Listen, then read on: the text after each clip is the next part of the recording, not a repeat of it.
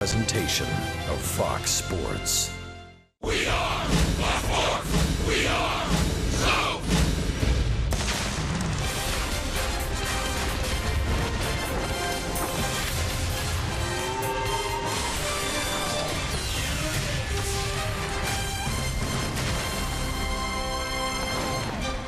It's another beautiful night in Atlanta, and a big crowd is gathered for Chipper Jones bobblehead night. And oh, by the way, the surging New York Mets are in town for Game 2 of our 3-game series. The Braves tonight, behind John Gant, will try to play the role of the spoiler. Hi again, friends. Welcome back to the ballpark. New York, with a late rally last night, snatched away a victory in Game 1 of the series, but not without a few heroics from the Brave offense as well. Atlanta's bats are swinging up and down this lineup, and nobody's swinging it better right now than perhaps Matt Kemp, the Braves left fielder. Matt Kemp's been very solid since the Braves picked him up before the trading deadline. He has been a welcome addition to the middle of the lineup because of his pop. He's got great power. He's hit a lot of doubles. He's hit a lot of home runs since he's joined the Atlanta Braves. Some have been some tape measure shots, including the one he hit last night that looked like it was going to go a mile, measured at 429 feet. But when you look at the Braves' numbers since he joined the ball club, up near the top of the National League ranks in several different categories, and in no small measure thanks to Matt Kemp. And those kinds of numbers certainly make starting pitchers very happy. Julio Teheran got some run support last night. You know, John Gant would like a little more run support as he faces his former club tonight. That would be a big help, especially if he got some early runs. But tonight he's going to have a hard time getting some early runs of support because the Braves have got to face Bartolo Colon, and he's been awfully tough on Atlanta this year. An 0.60 ERA against the Braves in 2 starts. He is the guy, as Matt Diaz was telling you in Braves Live, he doesn't throw real hard, 87, 88 miles an hour. And as A.J. Brzezinski talked about also, he just buries the speed on it. He's got a slider he will mix in, but in 13 career starts against the Braves, a great record. And with the Mets against Atlanta, he has a 7-to-1 strikeout to walk ratio. Great numbers. He'll be mighty tough tonight, a 13-game winner. And that matches Bartolo Colon for the team lead. He's practicing his touchdown routine. It is a football Saturday. It's also Game 2. It's the Mets and the Braves for a big crowd here at Turner Field tonight.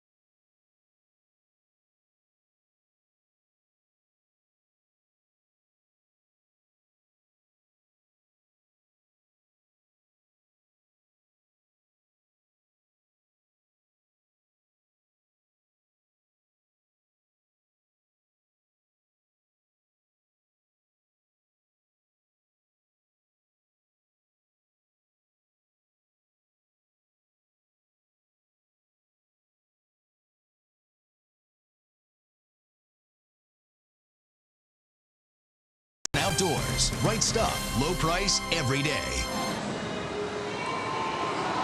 Beautiful and warm night at Turner Field as the Braves try to even the series with the Mets. And they're going to have to do that with Bartolo Colon, the national treasure, on the mound. I love watching him pitch, but I don't think anybody came into this season thinking he would have a 13-7 campaign on September 10th. It might be because he's 43 years old or that 89% of his pitches are fastballs, which is by far the most of any starter in the MLB. But hey, he has a 3.22 ERA this season, still so effective. But what makes him so effective? AJ Przinsky gave me some insight earlier.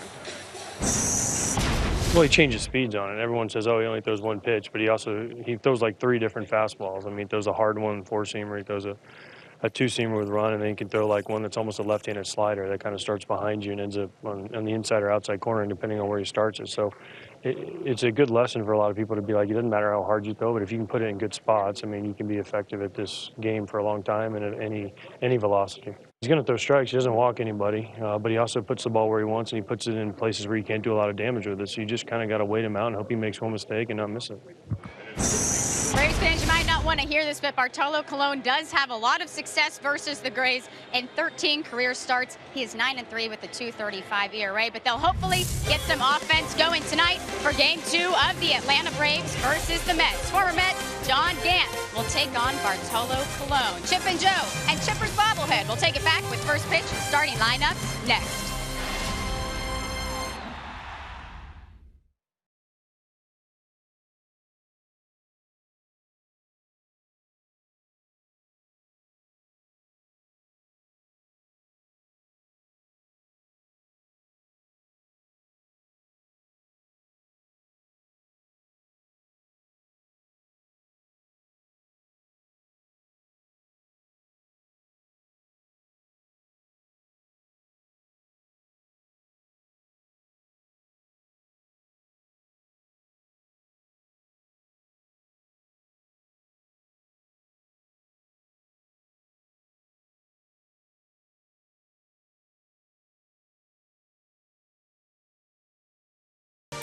The Home Depot and Xfinity X1.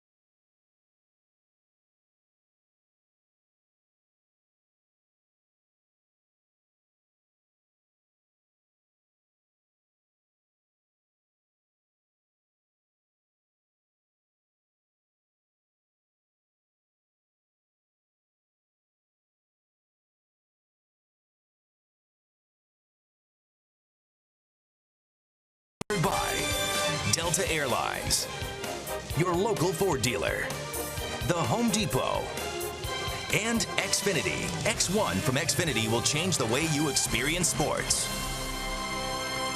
It is a perfect night for baseball at Turner Field tonight. Not a cloud in the sky, and a big crowd here at Turner Field for Chipper Jones bobblehead night. It's also Game 2 of our series between the Braves and the New York Mets. And before we get the major league game started, let's check out the happenings around the minor leagues. Our greater coverage of baseball. The playoff races continue for 3 of the Braves minor league affiliates. For Gwinnett, they could clinch tonight and advance. It's the best 3 out of 5. They lead 2-1 and have Terrell Jenkins on the mound this evening against Columbus. The Mississippi Braves, likewise, best 3 out of 5. They've got a 1-game lead and could clinch tonight with Lucas Sims on the mound for Mississippi. The Rome Braves, that's best 2 out of 3. So it's up for grabs tonight at Charleston. And good left-hander Max Fried gets the start for Rome. You got to like their chances when he's on the mound. So we'll keep you up to date on those scores as our game progresses in Atlanta tonight. John Gant, the former Mets youngster, goes to the mound.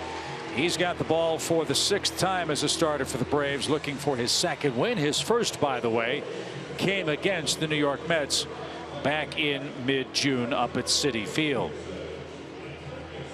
John Gant is 23 years old, 6'3", 200 pounds, born in Savannah, grew up in Florida, signed with the Mets as a 21st round draft pick in 2011. This is what you got to keep an eye on. Early inning problems. Pitches 1 through 30, a high batting average, 4 of his 5 homers. After that, he seems to settle in, but it's getting through those first 30 to 40 pitches that are the biggest problem for John Gant, which leads us to his 4 keys to pitching success tonight. Number 1, his last start came against Philadelphia. It took him 41 pitches to get through the first 2 innings. And then number 2, 2 out, then what? He has had a tremendous problem with 2 out, nobody on, then getting out of an inning. With 2 out, nobody on, he's got a .320 batting average against him, 2 homers, 5 extra base hits, a .318 average with 2 out and nobody on. Well, and you don't want to relax against a team like the New York Mets. No, with all the thunder they have up and down their lineup and the speed at the top of the order. We saw how quickly they got back in the game last night. It was 4-0 Atlanta.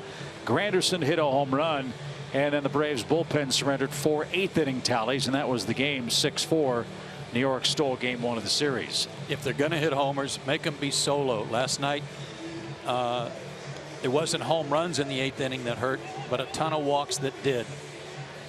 So Jose Reyes is just about ready to go for the Mets. He will lead off for Terry Collins. The Mets currently the 2nd wild card in the National League. They're a half game behind the Giants in 2nd wild card position and 1/2 game ahead of the St. Louis Cardinals.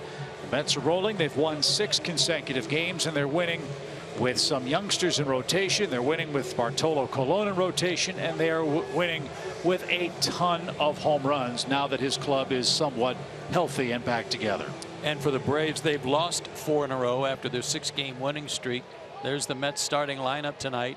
All 4 of the losses consecutively here for the Braves have been by 2 runs or less. So John Gant is ready to go. So is Jose Reyes, and the first of the night is downstairs. Ball 1. 87 degrees for game 2. And low and away for Reyes. Our pal Adam Calhamari, we hope will raise the right tentacle a time or two for John Gant as he calls balls and strikes. And that one a beauty. 2-1. Tom Hallion, Dan Bellino, and Phil Cuzzi, the rest of the Major League umpires tonight.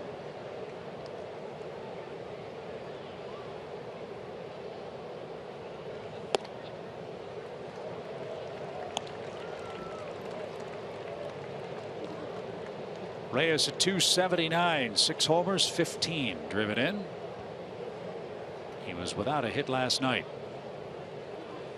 And he's aboard on a free pass.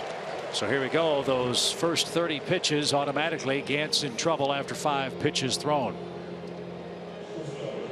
That last start against Philadelphia got a no decision. 5 innings, 5 hits, 4 runs, 3 were earned. He only walked 1 in that game and struck out 6. Also gave up a homer. So let's see if Jose Reyes does some running. He has attempted 10 steals this year. He's been successful in 8 of those 10 tries. He's aboard for Asdrubal Cabrera, riding an 8-game hitting streak for New York.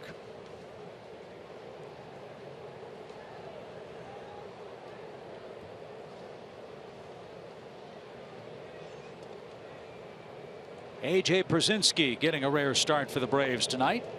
He has thrown out 12 of 54 base stealers.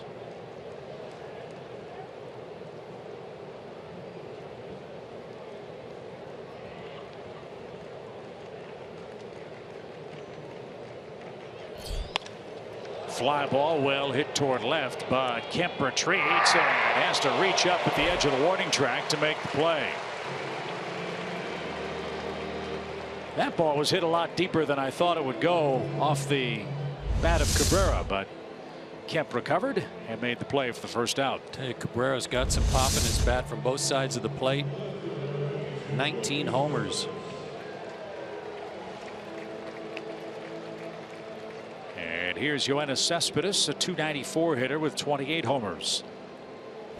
Cespedes a couple of hits and an RBI here last night. Boy, did the Mets miss him when he was out of the lineup. August 19th might be the day that the season turned around for New York. I'll explain after the pitch to Cespedes. On that date, the Mets got Cespedes, Cabrera, and Reyes back from the DL. All three of them. Since then, all of them are hitting .290 or better. Cespedes has 6 homers in that stretch, and the Mets have won 14 of the last 17 games he has started.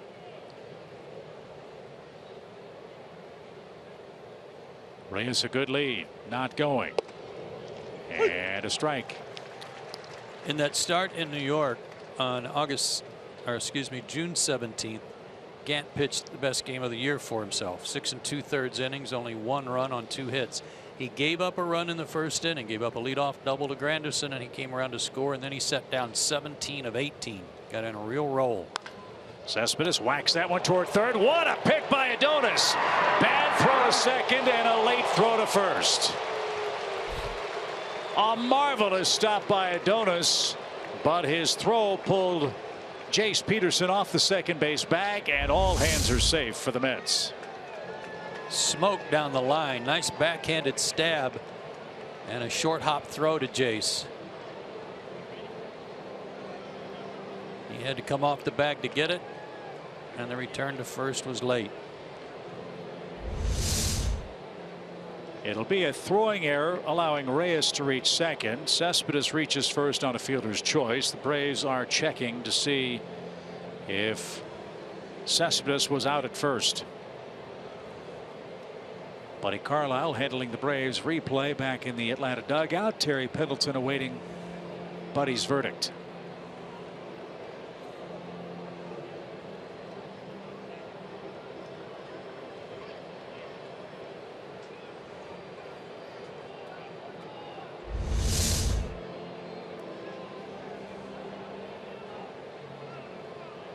I think he beat it.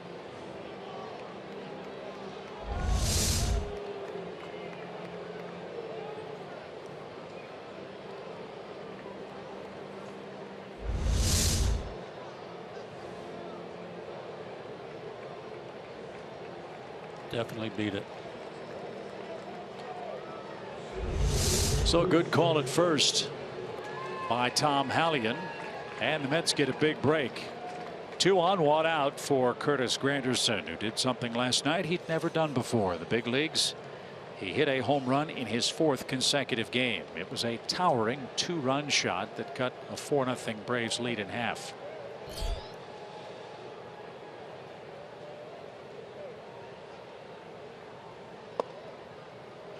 Doesn't it seem weird to you that Granderson's hitting cleanup? We're so used to seeing him hit first. Yeah, I thought so last night. Now I don't. Now it's like, okay, he fits there. 26 homers. He hasn't driven in a lot of runs because a lot of his homers have been solo shots. But with Reyes back and the way Cabrera's come back from the DL like you described it, it's pretty logical. If there's a left-hander pitching, maybe that's a different story.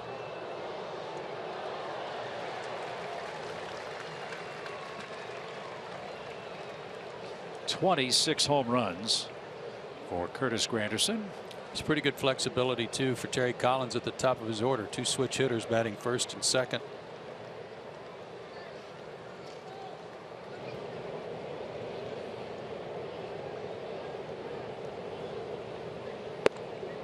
That stayed high. Granderson had thumb surgery after the season last year. He tore a ligament in his left thumb. Still played 157 games last year and hit 26 home runs.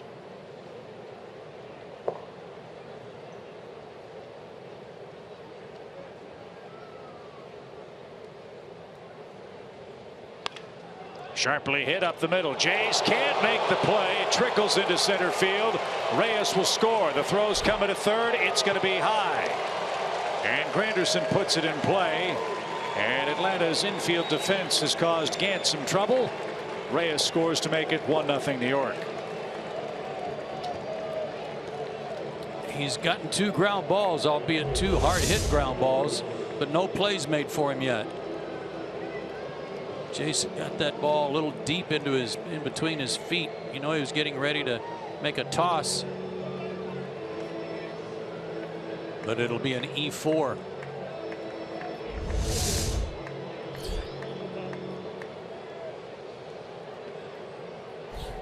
So the Mets have a run without a hit, courtesy of 2 Atlanta errors. And now Jay Bruce is the batter. Bruce with 29 home runs.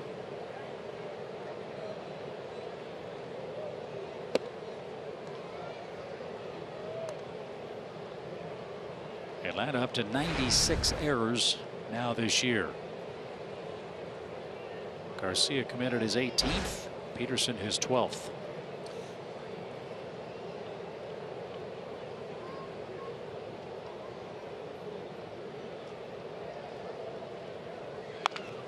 Slow roller. Freddie with a backhand. There's one. The return throw to first. That's not in time. Bruce legs it out, and Cespedes scores. It's a 3-6 fielder's choice. Give Bruce an RBI, and New York leads 2-0 here in the top of the first inning. Good idea by Freddie. Got rid of it quickly. Gant got over there to cover.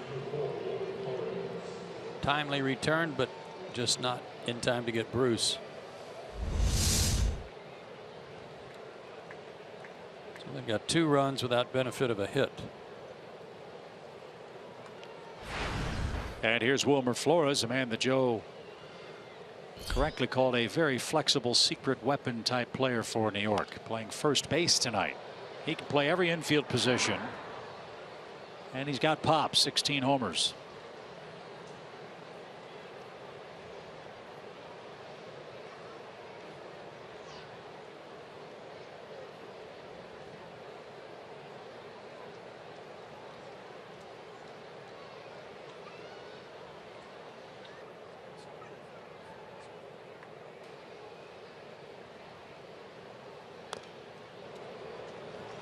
I don't know how big a bat Wilmer Flores uses, but when he connects, it sounds like he's hitting it with a lead pipe.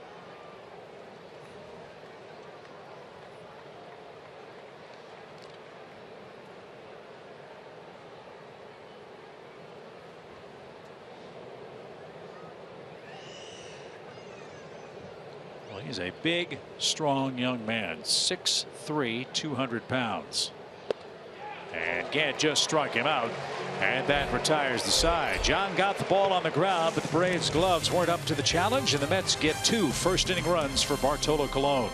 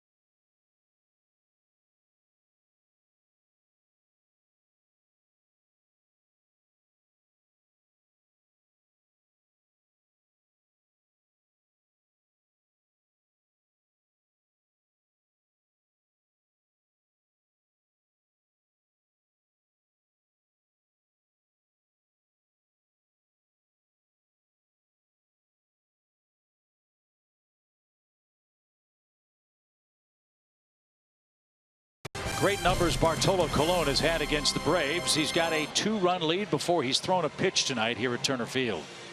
And it may surprise you, but this guy, it's amazing. 89% of his pitches are fastballs, and he averages 87.8 miles per hour. That's the 4th lowest in baseball. But as you heard A.J. Brzezinski talking about it, other guys talking about it, may be a fastball, but it's got 3 different speeds on it, 2 seamers, 4 seamers, cuts it, sinks it, and elevates it. He'll work all sides of the plate, all sides, all corners of the strike zone, and mix in a slider on occasion.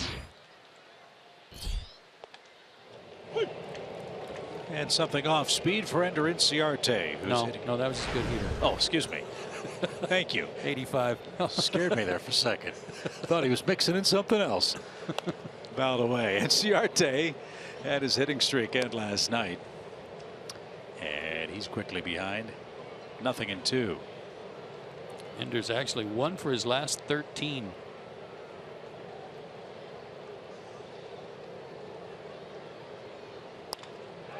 That takes care of that. He's going to try to split a gap. Granderson got to it quickly. Inciarte's trying for 2. The throw is late. And Inciarte starts a new hit streak with a leadoff double off Colon here in the home first.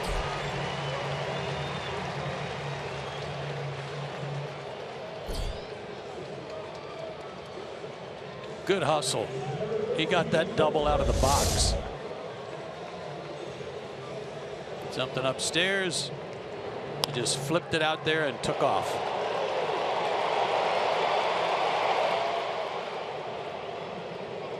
Ender has a great slide. It's a fast slide and always feet first. So Colon to the stretch immediately. He's got Adonis Garcia coming up. And he showed bunt. 1 ball.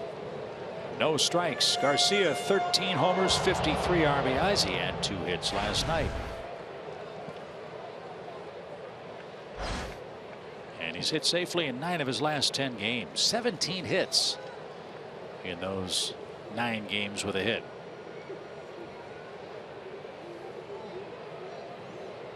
Bartolo Colon now 43 years old. 5'11", 285.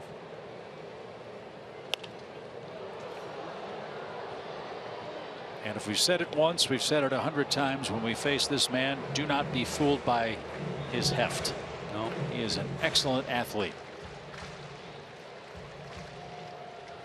15 innings against the Braves this year. That was the 14th hit he's allowed, but just 1 run, 1 walk against 9 strikeouts.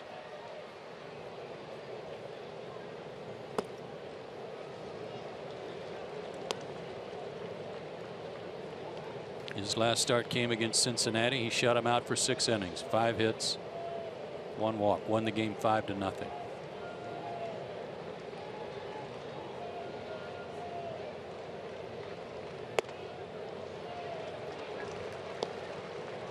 Check out these numbers. His last 7 starts against the Braves, 5 walks to 25 strikeouts, 5-1.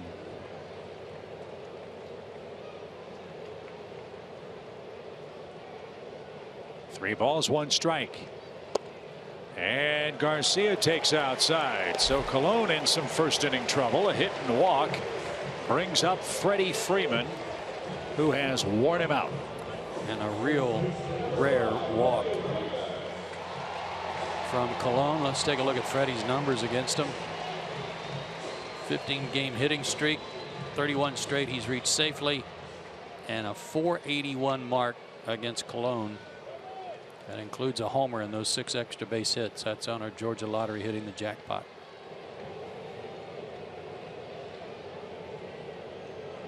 Gentle breeze blowing straight out as Freeman digs in, looking for his 30th homer.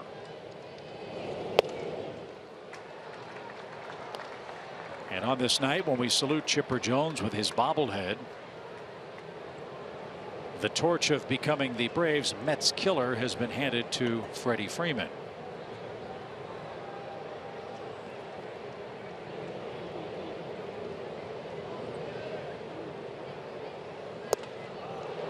In his last 85 games against the Mets, Freeman has 16 home runs and 66 RBIs.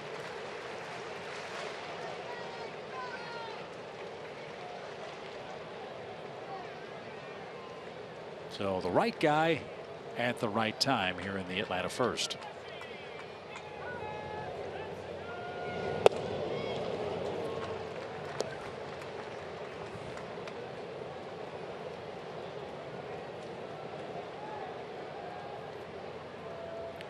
.313 average to go with it. Look at those numbers there on Fox Tracks. See where he's trying to go. Freddie swung at one of them, and he went right back to that spot to see if he'd swing again.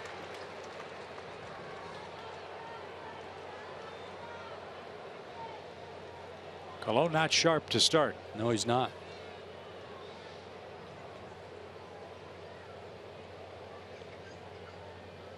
More balls than strikes. Sharply hit. What a stop at first. Flores with the throw to second gets a big first out. Last night Eric Campbell made an incredible play at first. Tonight it's Wilmer Flores. If he doesn't stop that, a run is in, and the Braves might have had him at second and third. Instead, they're at the corners with one out. Kind of nice to have a good glove man over there who can play any of the positions on the infield, but handled that backhanded stop with no problem.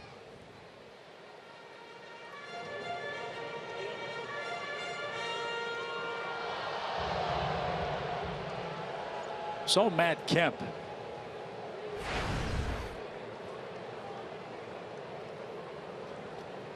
He too sitting on 29 home runs. The double play in order for Bartolo Colon, who gets ahead with strike one.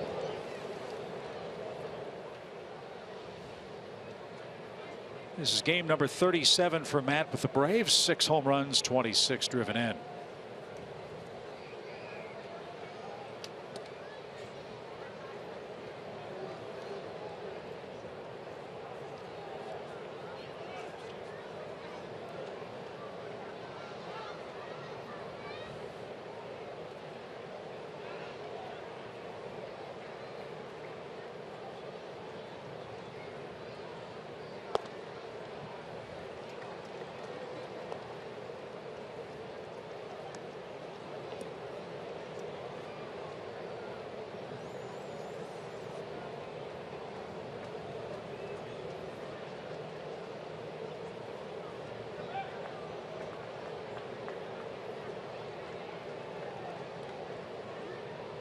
Count even, a ball and a strike.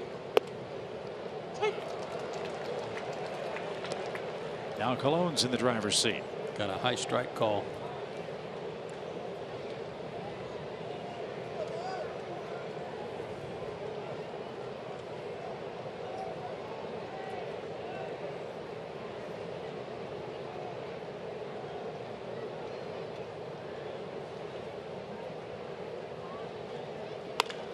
Fly ball center. Granderson's there. Catch made. The Mets will concede the run, and Ciarte scores standing up on a Matt Kemp sacrifice fly. So the Braves got one of those runs back. It's now 2-1. And RBI number 96 for Matt Kemp for the year.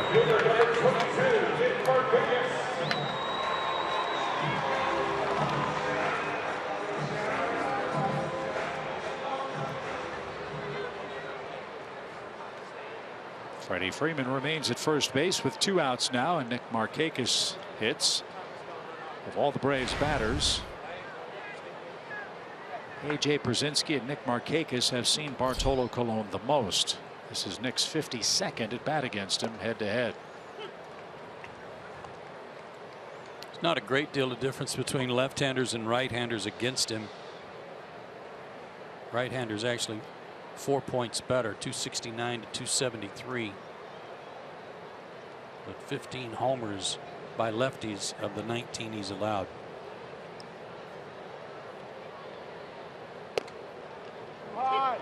Oh, mercy. Wow. That was not a strike.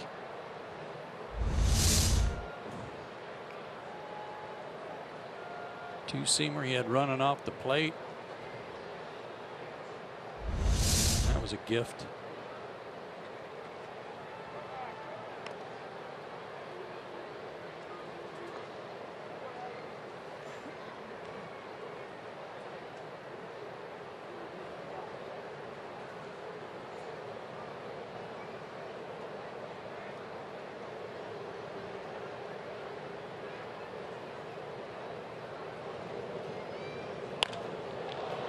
Fly ball, shallow center, and Curtis Granderson makes the play, and that retires the side. Braves cash in a leadoff double on a Kemp sacrifice fly. After one, it's 2-1 New York.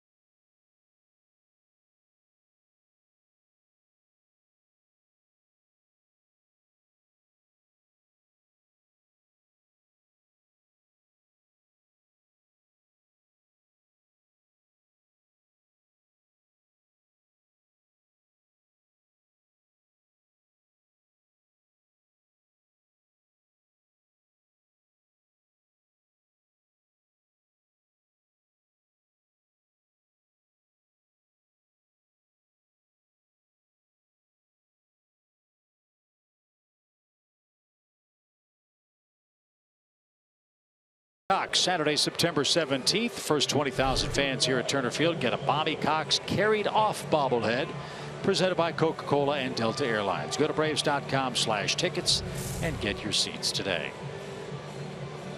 Tonight it's Chipper Jones bobblehead night. He was here earlier. I think he's still here, but here to check out his bobblehead.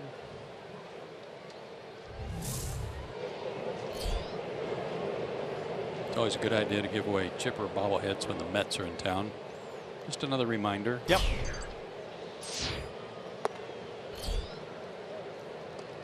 So John Gant goes back to work. He's down a run with one of the Mets villains last night, Kelly Johnson, who had a run scoring pinch hit. Boy, has he done an excellent job since putting on a Mets uniform for a second time. He has 7 game tying or game winning RBI in the 8th inning or later for New York this year. So he has been good, he has been clutch, and he's been a very solid veteran presence in that New York clubhouse.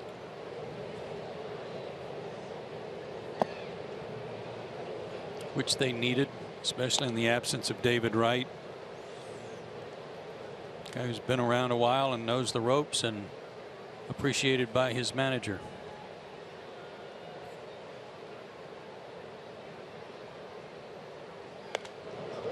Last night in that bases loaded spot, everybody knows he's a good fastball hitter, and it's almost like he went up there looking for something off speed from Cabrera and got something out away from him.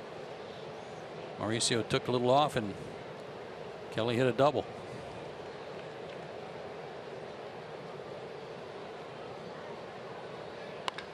And Kelly's got a base hit on a pitch up in the zone to lead off the second. Curveball. Well, it's got to be extra satisfying for Kelly Johnson. Look, there's no animosity between Kelly and the Braves. Don't misunderstand. But when you come back and face the team that traded you and have 2 good games in a row, what a reward.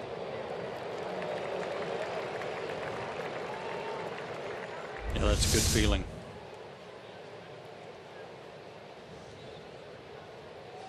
And let's face it, he's only got one objective right now, and that's to help the Mets get to the postseason.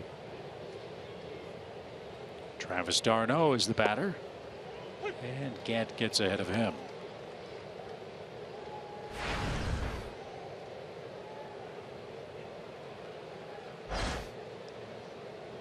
New York, after this series, has one series left with a National League team that is above 500. That's the Nationals. Everything else for New York will be against teams that are having losing seasons. So for New York, it's really, on paper at least, the easiest road to the playoffs of the remaining National League wildcard contenders.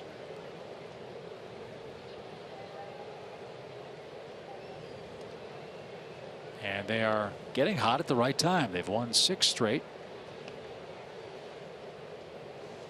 and are trying to win their 7th game at Turner Field. They have never won more than 6 games in a season series in this ballpark.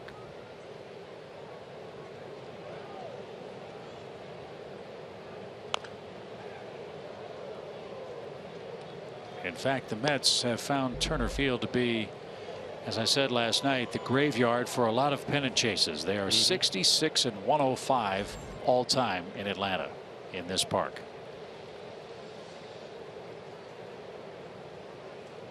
A lot of misery inflicted on them here when they had high hopes.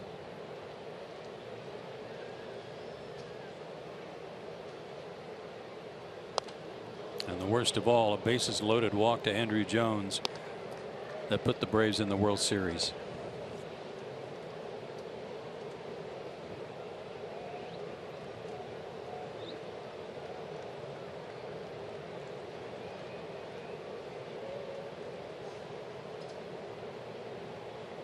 Gant approaching that critical 30 pitch mark. This will be his 28th. And he used it to strike out d'Arnaud, his 2nd strikeout of the game. 1 on, 1 out for Bartolo Colon. See, John's got a good fastball. It's 92 to 93. He struck out Flores with it in the 1st. He gets d'Arnaud here. Sometimes I think he gets away from it too much. Big cheer from the Mets fans for Bartolo Colon, who has 5 hits this year.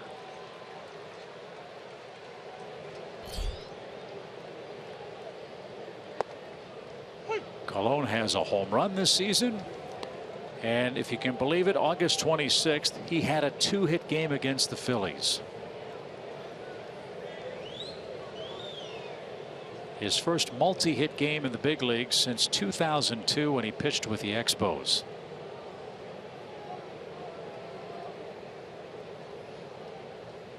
Swinging and a bouncing ball to Dansby. Shovel to second for 1, and it's an easy turn to take care of Bartolo Colon. So Gant pitches around the leadoff hit. Bartolo Colon is doubled up, and he leads 2-1.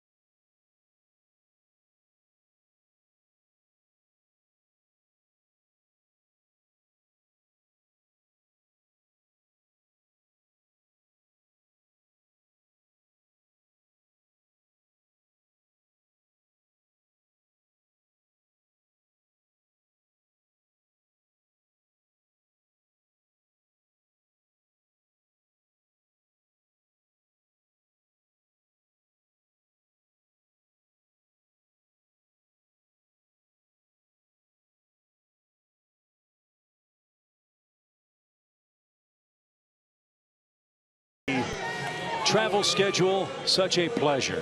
Those lovely ladies are our fantastic Delta Airlines flight crew. There's Mac down there at the bottom of the picture also, Mac Honey. There's Mac. Wonderful people and a big part of our extended family with the Braves and Fox Sports. And you talk about wonderful people who always greet us with a smile and a kind word during the difficult travel portion of a Major League Baseball season. What a luxury it is for us to spend a little bit of time with those great folks. Couldn't do it without them. Glad they're here tonight. You bet.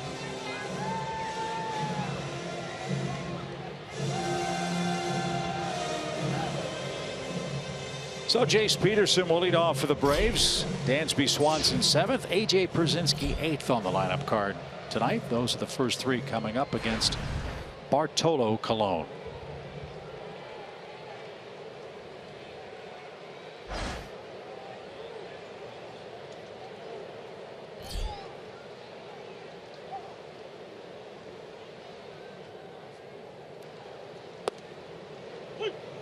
One of the reasons we like watching Bartolo Colon pitch is because he has a good time.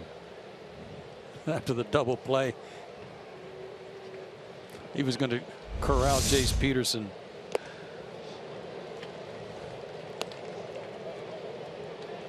Tough competitor. He's a winner, but he has a good time and enjoys being out there. Where would the Mets be without him? Not challenging for a spot in the postseason. No doubt. 231 wins, 161 losses, a sub-4 career ERA, 3.93, 2,300 plus strikeouts, and the third winningest Latino pitcher in history.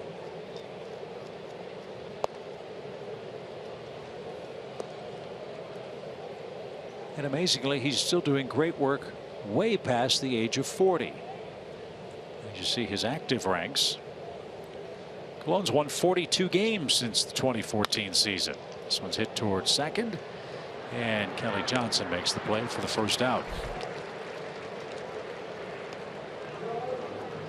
And so for a Mets organization that was thought to be loaded with starting pitching, and for the most part still is, you've got DeGrom, you've got Harvey, you've got Matz, you've got Syndergaard, excuse me.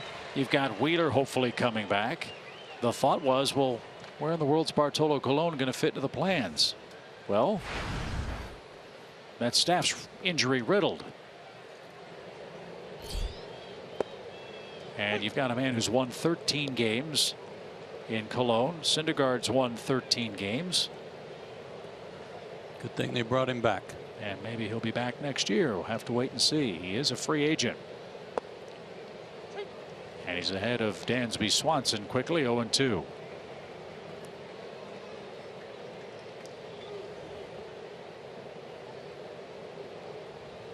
Dansby had a 3-for-3 game last night, batting .303. And a little tapper toward Kelly. He'll charge. He'll throw on the run. And Swanson's out number 2.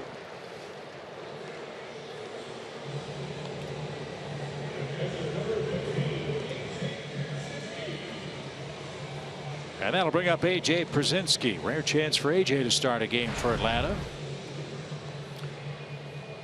These two guys have locked horns a lot going back to their American League days. 68 at bats for AJ. That's more than anyone on the team. On a .265 average, 2 homers.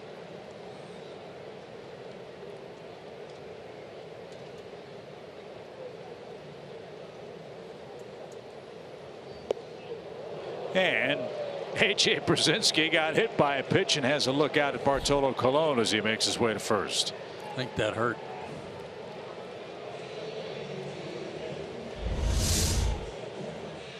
This is where he was trying to pitch Freddie Freeman.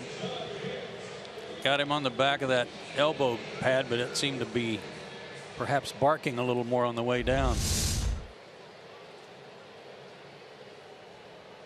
And going to walk it off.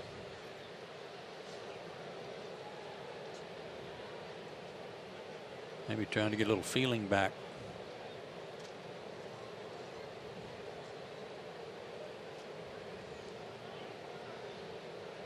Braves catchers and being hit on the elbow has been a recurring theme the last week and a half.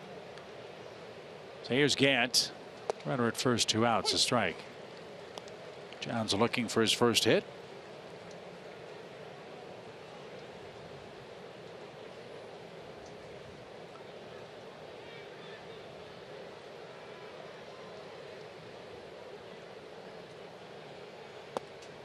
Well, he's never going to get anything better to hit than he's going to get tonight. So let's hope he gets that first hit this evening.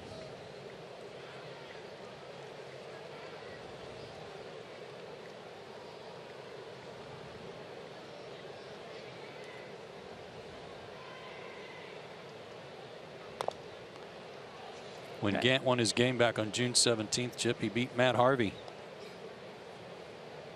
5-1 was the score. Yeah, that was in the midst of all of Matt Harvey's on again, off again troubles. Is he back? Is he hurt? Well, it turns out he was hurt. Harvey had the same surgery Mike Fultonevich did, the thoracic outlet surgery. It's hoped he'll be back for spring training next year. And Gant didn't get it. Swing and a miss. And A.J. Pierzynski is left stranded in the second. Better control for Cologne, better results. 2-1 game.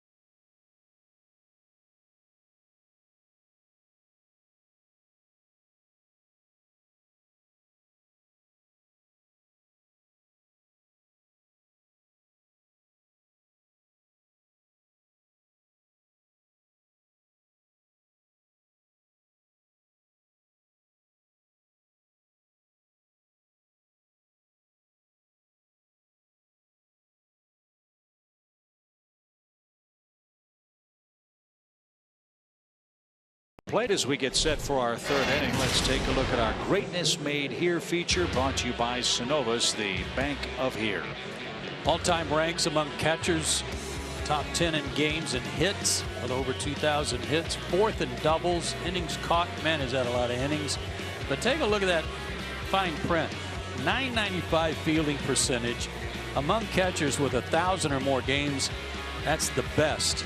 So think about Pudge Rodriguez and Carlton Fisk and Johnny Bench and all the great receivers in the game in history. He's got the best fielding percentage.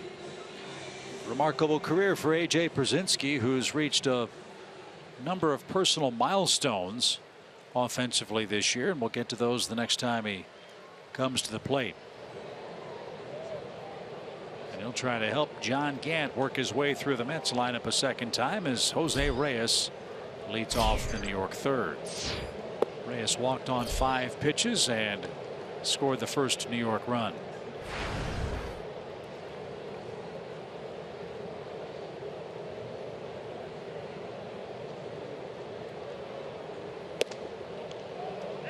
No swing. And it's a big crowd tonight. Great to see everybody here. Nice night. Well, yeah, chances to boo the Mets are dwindling to a precious few. Got tonight and then tomorrow for the homestanding fans.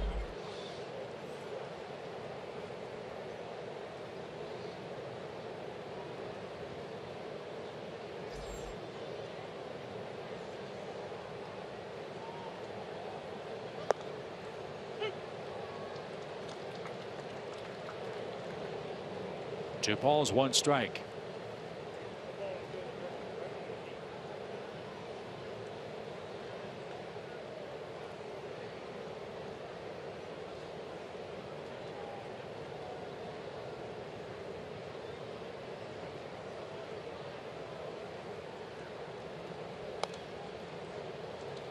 Reyes was all over that, but he fouled it straight back. That was that changeup that he sometimes has a hard time getting down in the zone. Got away with it there.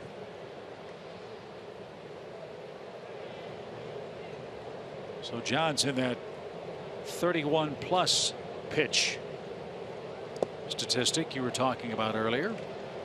Tonight his line's going to look a little uglier than it should, as the Braves made 2 errors behind him in the first inning that helped the Mets score their 2 runs. Yeah, and he had to throw 17 pitches in the first inning. Could have been considerably less.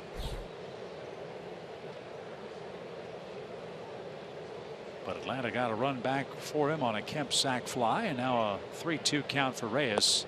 And strike 3, paints the outside corner. Reyes didn't think much of that call from Adam Calhamari. He's rung up, 1 away. Yeah, this one didn't have the plate either. Pitch number 7. Good job by AJ bringing that one back to the corner and making it look better.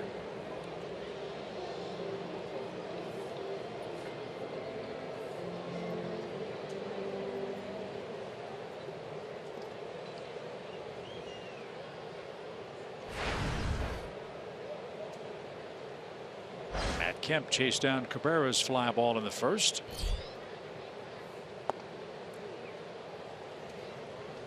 One ball, no strikes.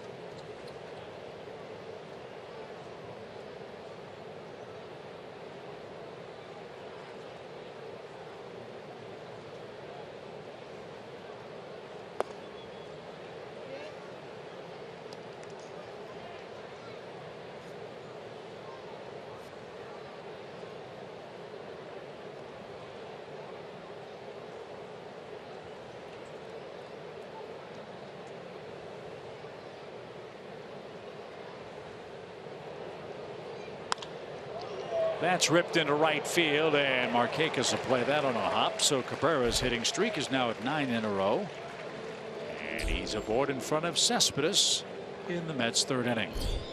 You've heard us talk all summer long about the ball being down and in, where you drop the barrel on it. This is down and in, and when you make a mistake down there, it's so much easier to get the barrel to the baseball than it is if it's belt height, where you've got to pull your hands in and try to get inside the baseball, especially on a fastball. That pitch, much easier. And you can see where AJ tried to frame that pitch. He wanted it above the belt. He did. And when these young Braves pitchers have been getting hit, we're seeing the catcher's gloves move 8, 10, 12 inches because the spot has been missed so dramatically. And a line drive, handcuffed Kemp, but he made the tumbling catch.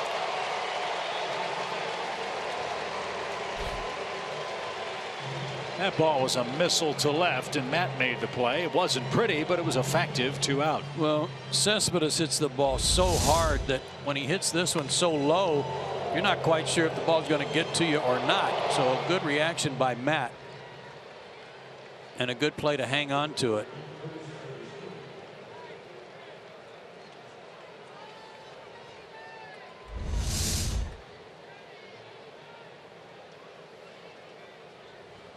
So that's the 2nd out of the inning. Here's Curtis Granderson.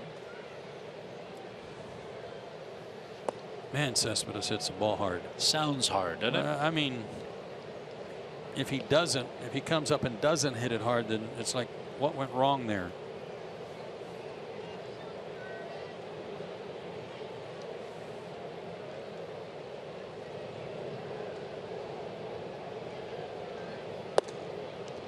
There's a strike. It's 1-1. Reyes took a contested strike 3 call. Cabrera singled to right. Cespedes with a proton torpedo to left. Might have been against the Vulcan changeup, not sure. Oh, it's the 2nd out. Good call. He went. A.J. Przinsky asked for the appeal at third and got the call. 1-2.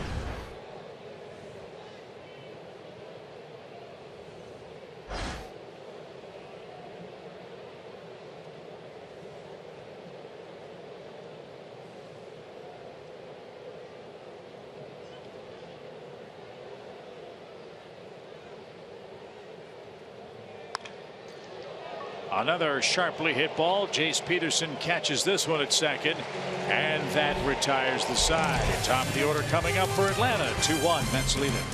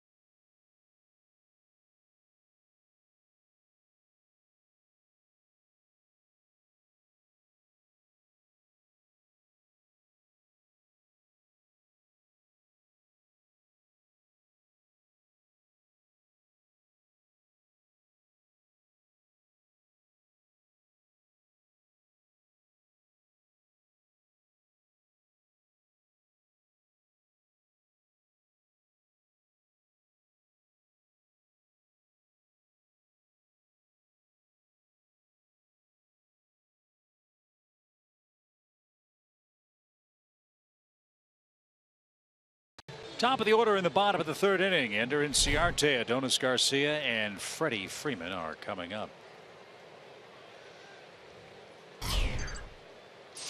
Ender doubled to start his night and scored on Matt Kemp's sacrifice fly. This one's hit toward right center, but Granderson got a nice jump, and Curtis made the play for the first out.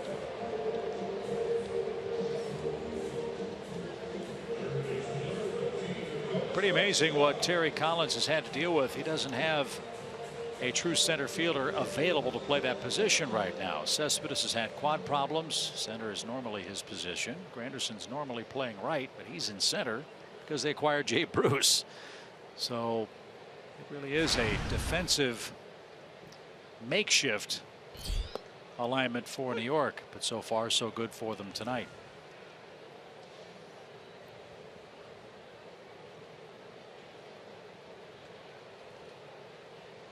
And that's a big center field to cover at Citi Field too.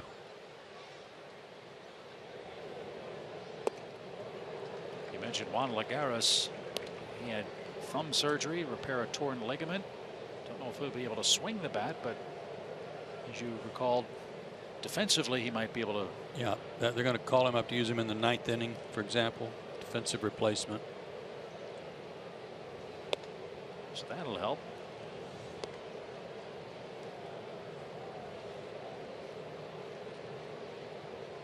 Adonis walked and was forced out on a great pick and throw by Wilmer Flores.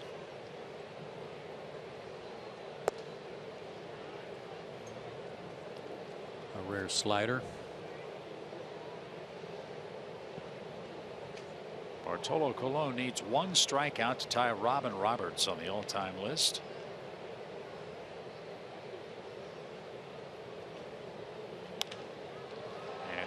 Another pitch to try to do it to Adonis. See what happened there? And you could tell when he let it go, he was trying to put a little extra on it and got it up to 92 when he wanted to.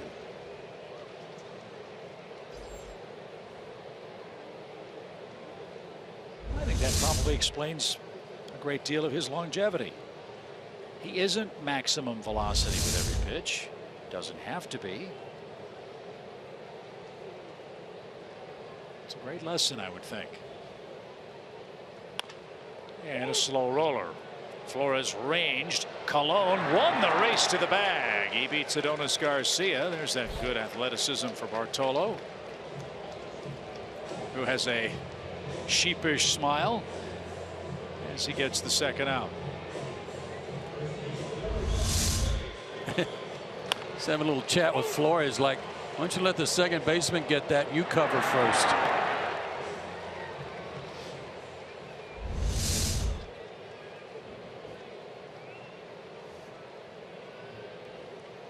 Tells Darno, I'm okay. 2 outs. 5'11", 285.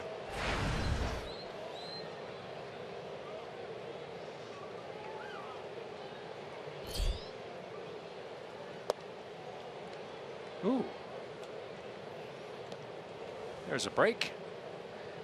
Freddie will happily take it. 1 ball, no strikes.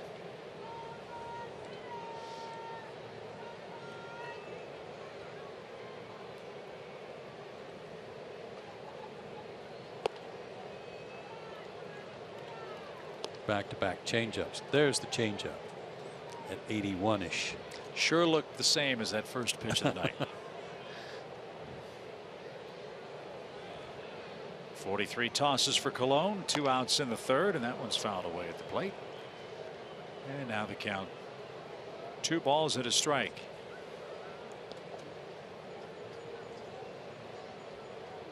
Freddie Freeman's having a marvelous second half of the season. He's riding high with a 15-game hitting streak.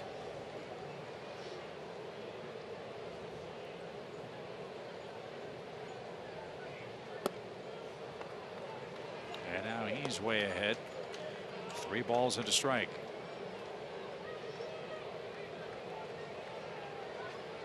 Last 100 at bats for Freeman. He has 36 hits.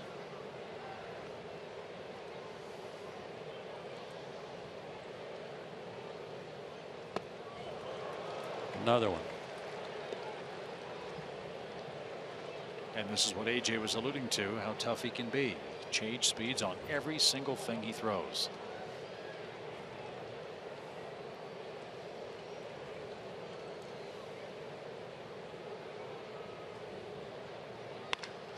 That one's whacked into right field, and Bruce will play it on a hop.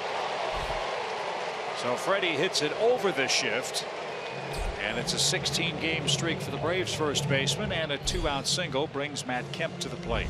I may be mistaken here, but I thought I saw Colon as he was watching this drop in front of Bruce clap his glove like, okay, well done.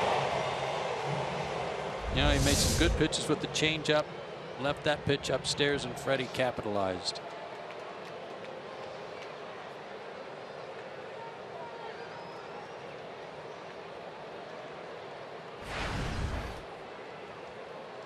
Kemp drove home the Braves run in the first with a sac fly.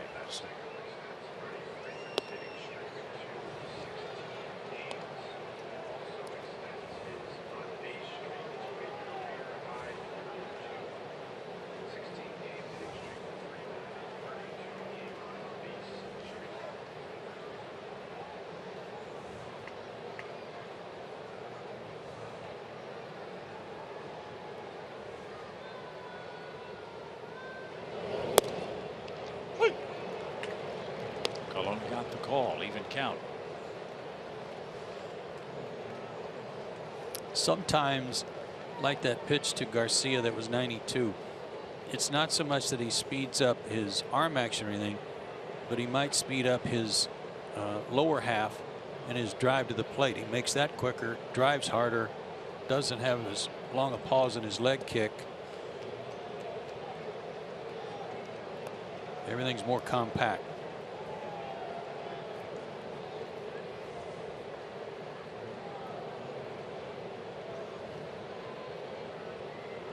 This guy threw hard when he got to the big leagues.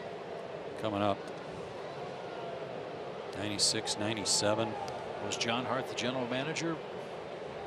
Probably. With Cleveland when Bartolo was a younger man? Got traded to Montreal.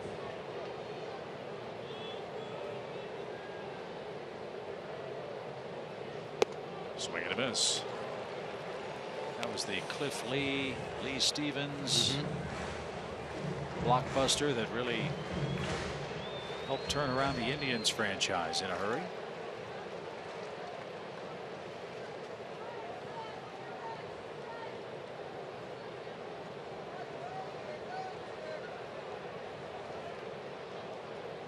Kept behind in the count. 1 ball, 2 strikes.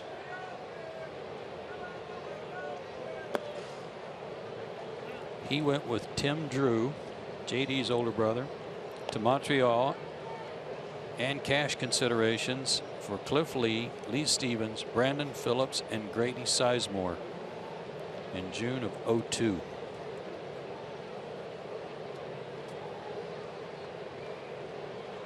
That was a very good trade for Cleveland.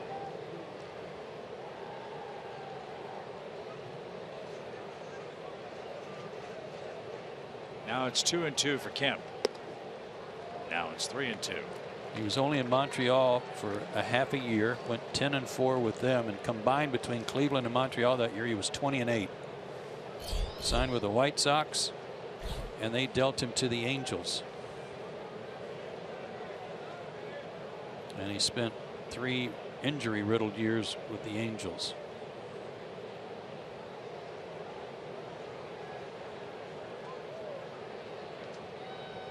Freeman's running, and Kemp pops it up. And Jay Bruce is in a few steps. He's got plenty of room, and that retires the side. We've completed 3 in Atlanta. The ageless wonder Bartolo Colon enjoys a 1-run lead.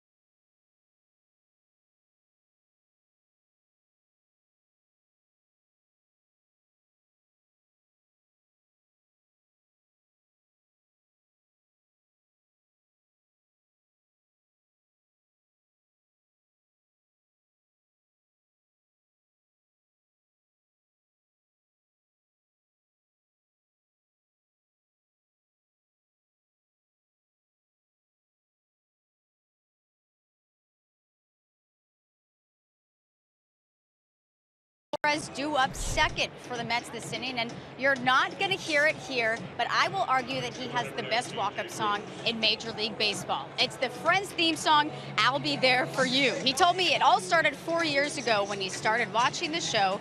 He has all of the DVDs at home, and he would put on the English subtitles to help him learn English, and because he watched the show so much that he wanted to know exactly what was going on and what they were saying. And as you can imagine, the fans at Citi Field love this. Every time it comes on, they're dancing and singing, as I would be too. But I did confirm this is a pressing concern, Chip and Joe. He will keep this as his walk-up song the rest of the season, thank God. And he still watches the show every day, he tells me, as he's getting ready to go to the field. Well, it just sounds like the perfect thing, doesn't it, Kelsey? You've got Wilmer Flores playing for the Mets with Central Perk right around the corner from Citi Field. That's great.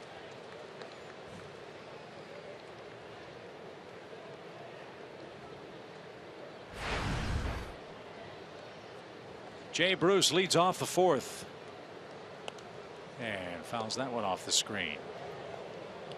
0-2 for the former Cincinnati Red. Drove in the second New York run on a fielder's choice ground ball to first.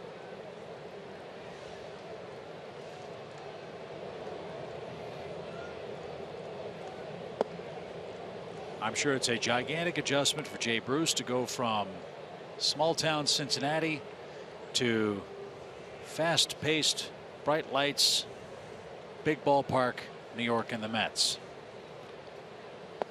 because he has not swung the bat as a Met nearly as effectively as he did with the Reds. And he just struck out. That's 4 for Gant, 1 away. And he struck him out on another fastball. That one right down Broadway. I'm not sure what he was looking for. Maybe he was sitting on the changeup.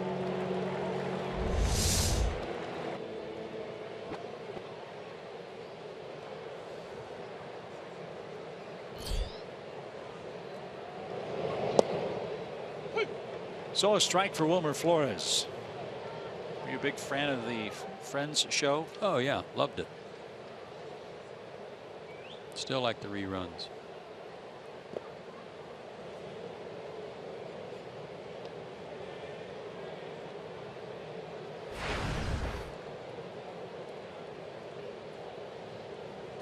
Flores struck out and the New York first.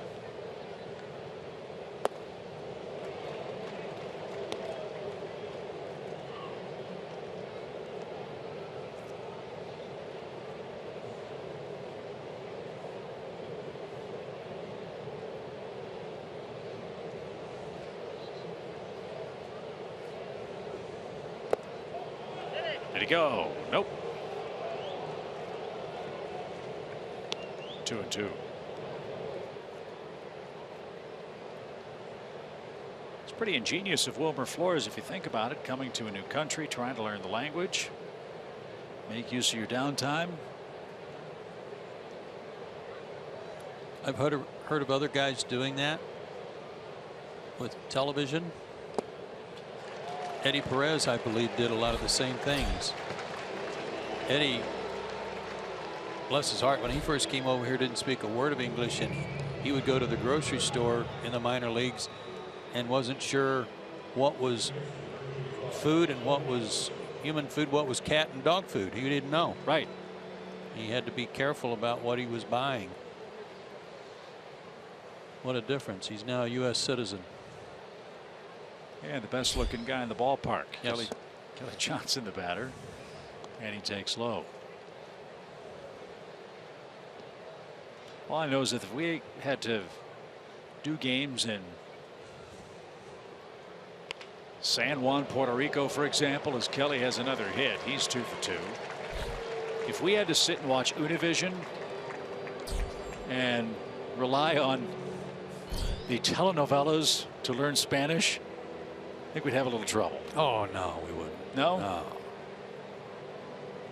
Just Franco, ¿por qué? You'd know Grande. Yeah. No, but it's a good point that even so, doing it that way, it's not that easy. No, you have to have ultimate respect for these guys who don't know the culture, the language, the North American Major League Baseball customs, travel. I mean, all of it's so incredibly new. And the old saying, the third deck on a stadium, every game's on TV, and the inherent pressures that come along with that as well. Pretty amazing. Think of guys like Wilmer Flores and Eddie Perez and countless others doing what they do here. Runner at first, Johnson's running. AJ's throw is off the end of Jace Peterson's glove, and Kelly Johnson steals a base.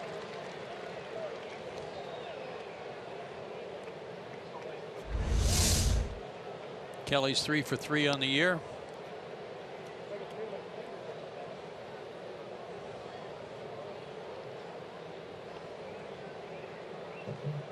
Throw was short, so Jace came out to get it, try to get that short hop. Couldn't come up with it cleanly. So that stolen base in all likelihood is going to take the bat out of the hands of d'Arnaud. Braves are going to walk him. and face Bartolo Colon with 2 outs. You know, it just occurred to me. Oh, good grief.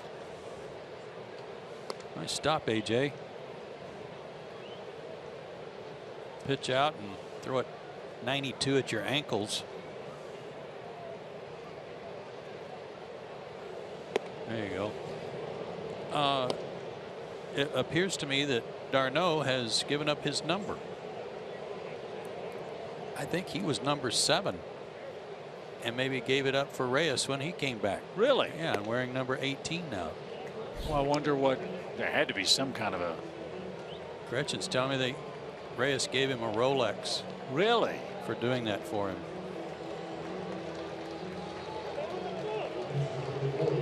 That's big league. I got a couple things I'd like to give away, Joe. You want anything you got that's got a 7 on it? I'd take it down and put it in front of their clubhouse tomorrow. Right. I mean, get while the getting's good. Wow, that's a very generous gift by Jose Reyes, as Bartolo Colon's the batter. And he came up empty. He's not going to get cheated. He's not going to be denied. Remember, he hit a home run. Have you heard the buzz, though, each time he comes up to the plate? It's awesome. Yeah.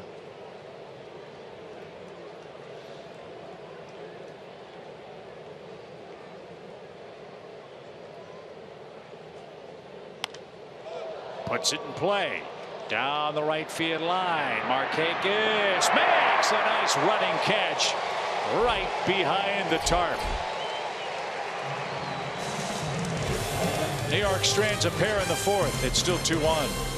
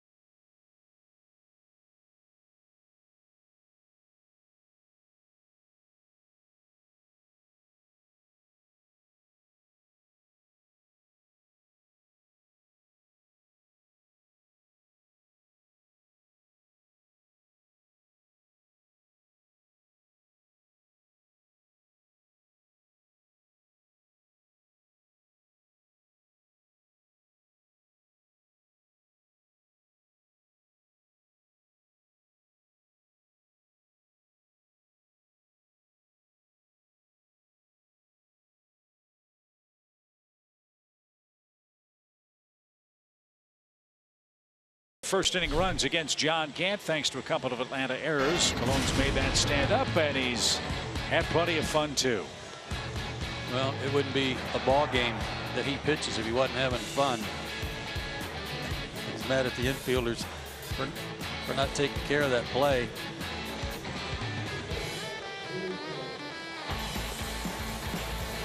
Made that out, and he just walked all the way to the far end of the dugout.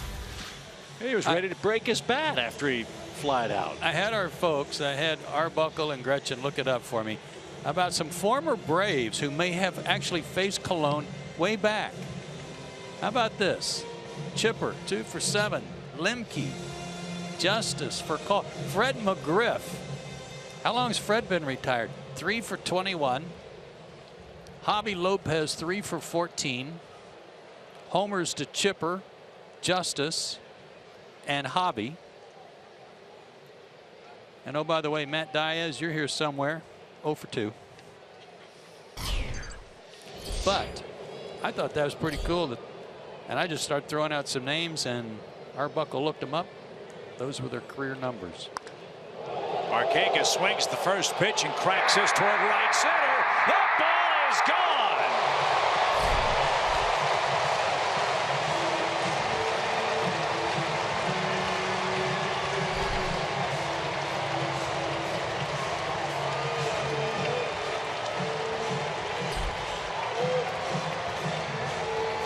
Markakis in double figures in home runs, and that blast ties our game at 2 apiece.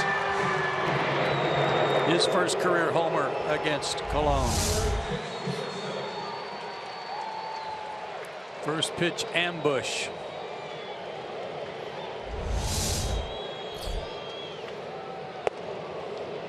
What to your point about Cologne and all those great Braves names from yesteryear, they had a great note on the scoreboard tonight that I didn't realize. Bartolo Colon is the last remaining active player whose career has spanned the entire existence of Turner Field.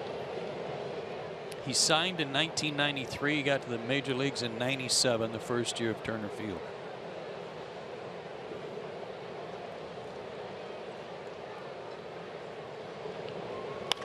Sharply hit toward third. Nice play, Reyes. And a long throw is handled by Flores with a stretch at first. Good play at both ends. 1 out.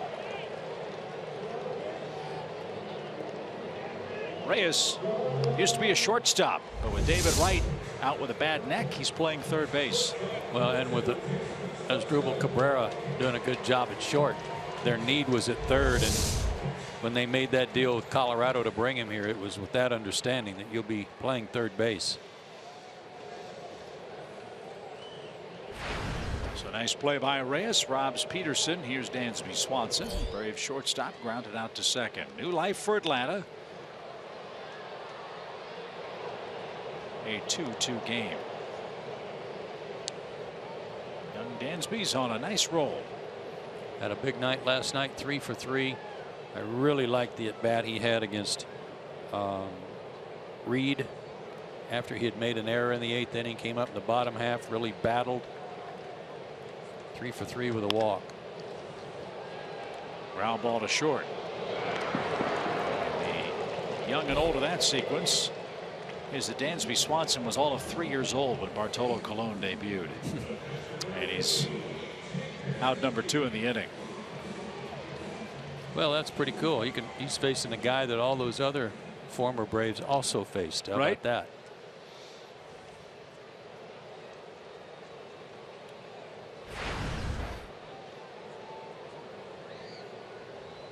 A.J. Przinsky hit by a pitch his first time up.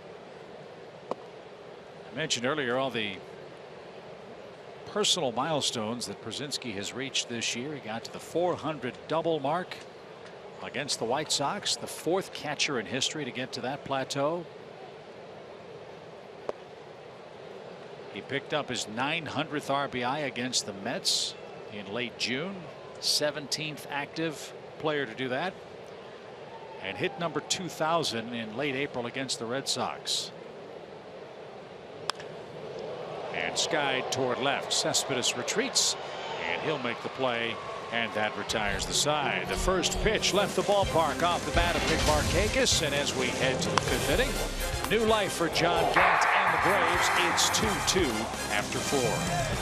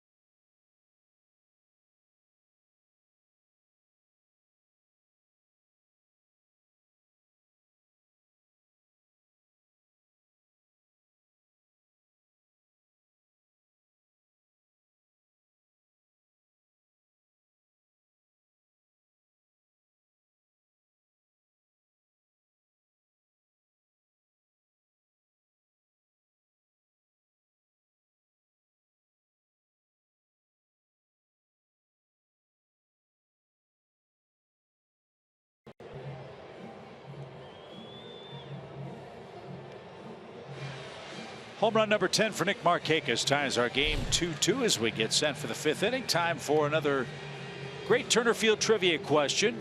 Chipper Jones is one of only 2 players with 30 or more homers at Turner Field and Fulton County Stadium. Who is the other player to do that? I may have mentioned him just a minute ago. Fred McGriff. Fred was over there when remember when the press box caught fire. So that he had a couple of years over there before coming to Turner Field. It's an excellent guess. As Jose Reyes leads off for New York and pops it out of play foul.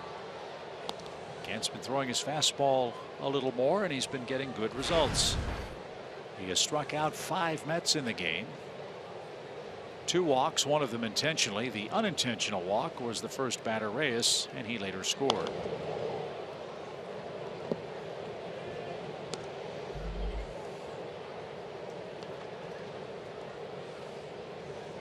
Could Javi Lopez also be that guy? Might be.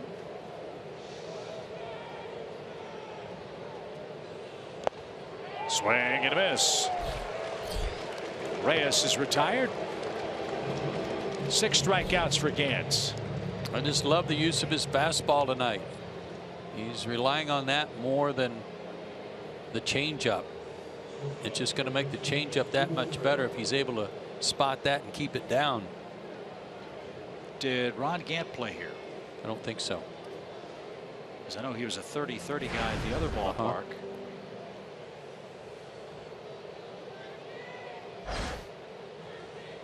I may have to look at that question on screen again. I don't think Gary Sheffield played at the old park.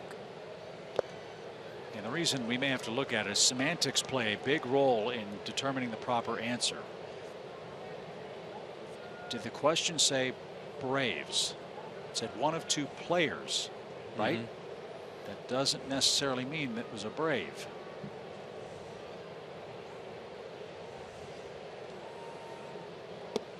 Well, we may need to get a clarification. I'm assuming that means in one season.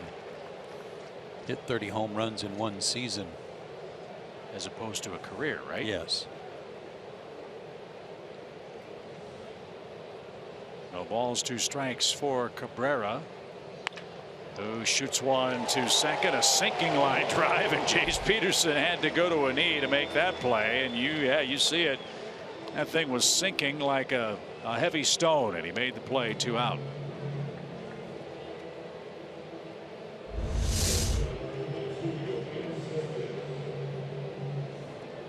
It's like a catcher catching a slider down and into a right-handed hitter.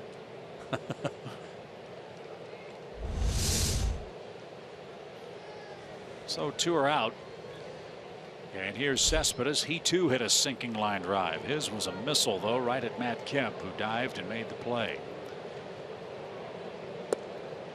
And that's in for a strike. Mets have hit 10 homers in their last 4 games, 28 homers in their last 14. They've hit 193 long balls as a club. If you want your best chance to beat the Mets, somehow, some way, find a way to keep the ball in the ballpark. When the Mets hit a home run, they are 66 wins, 35 losses.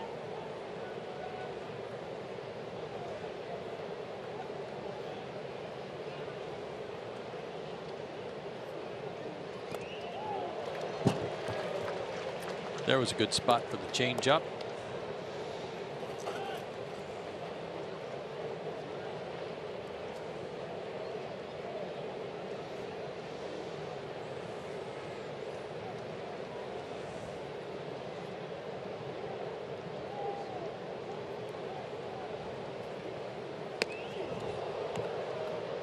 No chance for AJ to get that one.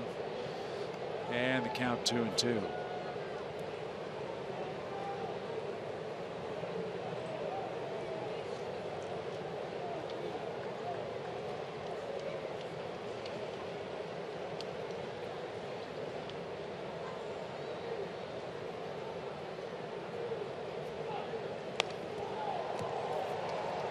Good heater. It's only 91, but very effective following the changeup.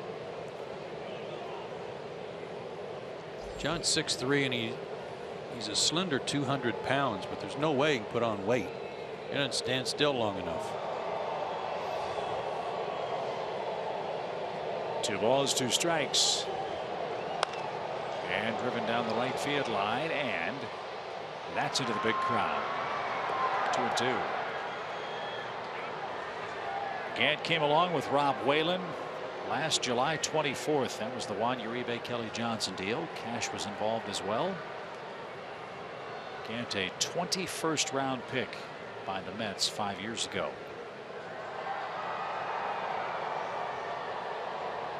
Looking for career win number 2. Both of them could be against the Mets. He's tied up 2 apiece. Fly ball well hit. Kemp on the run. That ball is at the track and it is gone. Cespedes knew it from the moment he struck it. A very slow stroll around the bases for the Mets outfielder, and they're back in front. 3 straight fastballs that time. Fouled one off down the line. Got around on this one. Again, really hits the ball hard.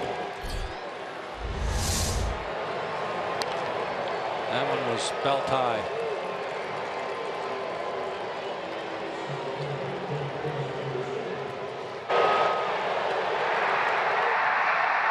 You hit him that hard and that far, I guess you have the right to enjoy him. That's number 29 for Cespedes, and it puts the Mets back in front.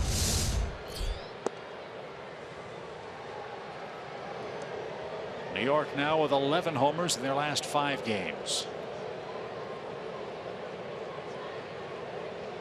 And a 3-2 Mets lead. We asked on the Ford Keys about 2 outs, then what? First inning doesn't count. He had 2 errors made behind him because he couldn't get out of the inning quick enough because of the defense. But in the 4th inning, 2 strikeouts, then a single, a stolen base, an intentional walk, and 2 outs here, the home run. 3 straight fastballs, and Cespedes got the 3rd one.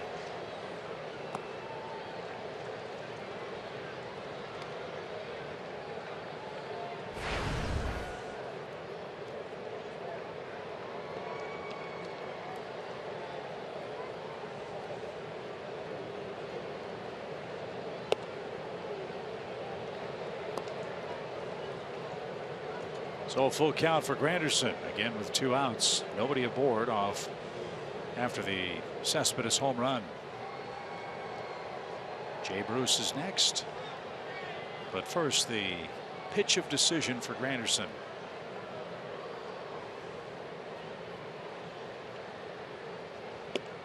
And he lost him, so more 2-out trouble. That was the changeup.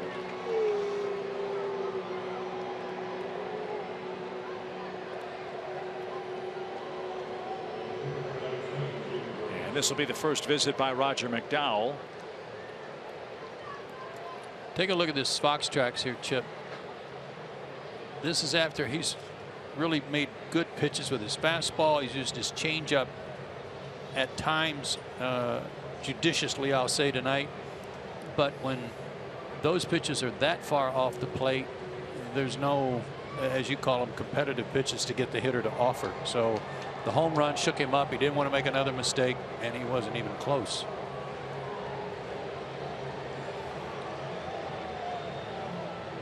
Brandon Caniff has begun to throw in the Braves bullpen.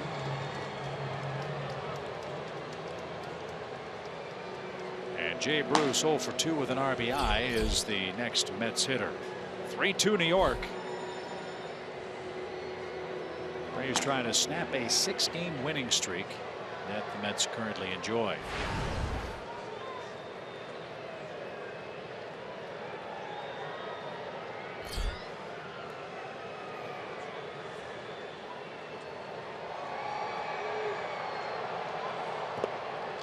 That one in the dirt and pops away from Przinsky, and ball lands right on top of the Mets on deck circle.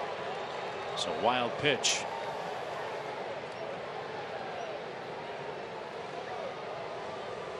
Can't give good teams extra outs. Can't give good teams extra runs. The Braves have done a little bit of both in tonight's game. Off the plate, so it skipped off the plate and then off the shin guard. So Atlanta will take the bat out of the hands of Jay Bruce with a runner at second. And Wilmer Flores, whom Gant has struck out twice, will get another chance.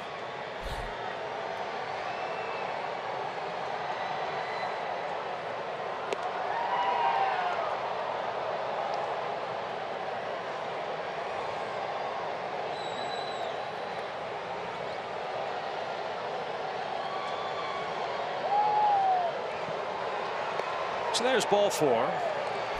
And here's Flores.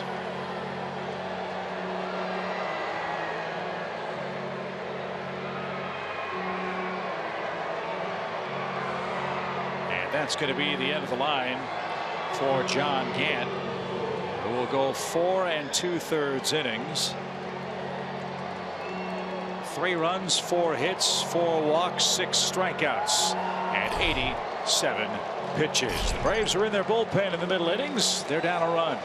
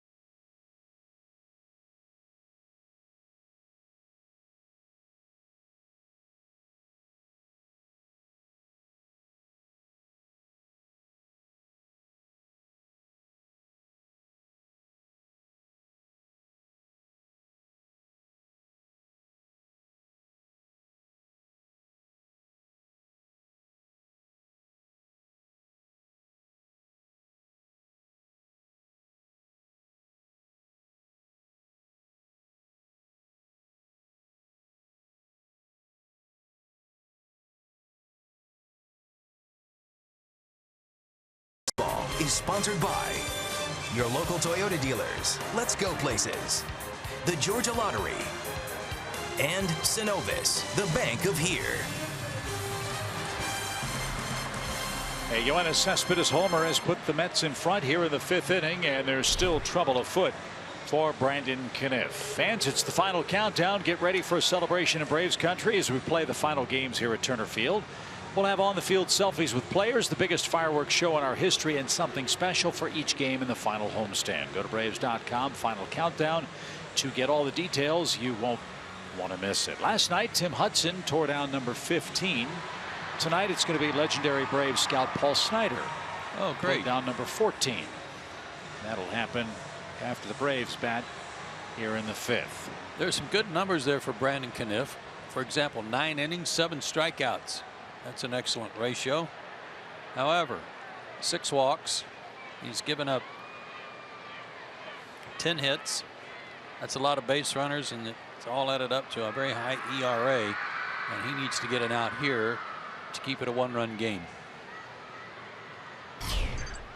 Flores struck out twice.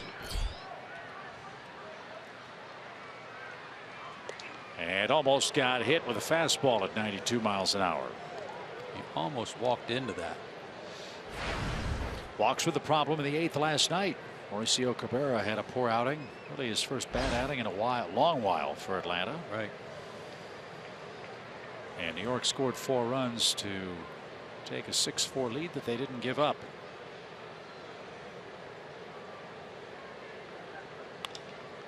Fly ball center. Enciarte is there, and Kniff puts out the fire. The Mets take the lead on a Cespedes home run, his 29th. They strand a pair halfway home in Atlanta. 3-2 Mets.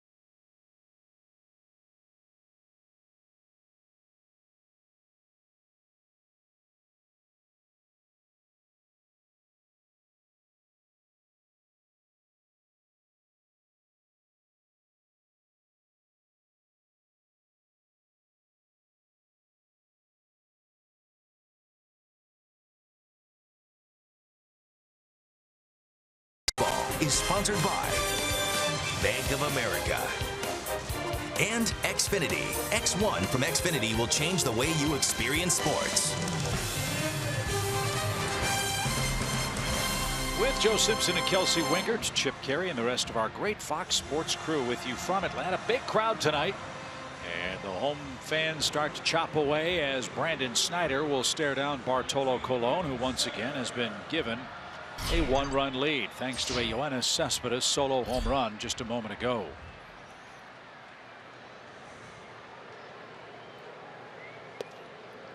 J.J. Brzezinski in the lineup tonight, along with Jace Peterson. No left-handed hitters on the bench for Brian Snitker.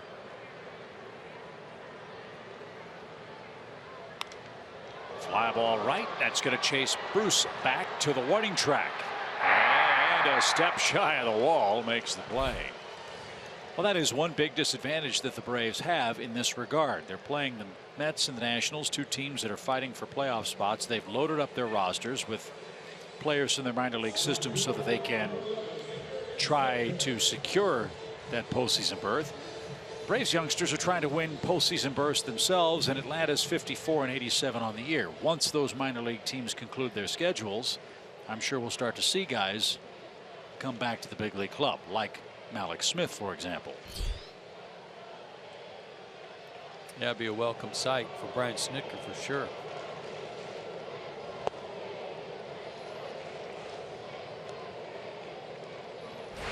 But it is tough to match up when you look over in that other dugout and you see 5 or 6 left-handed bats, 5 or 6 right-handed bats, and then 13 or 14 relief pitchers.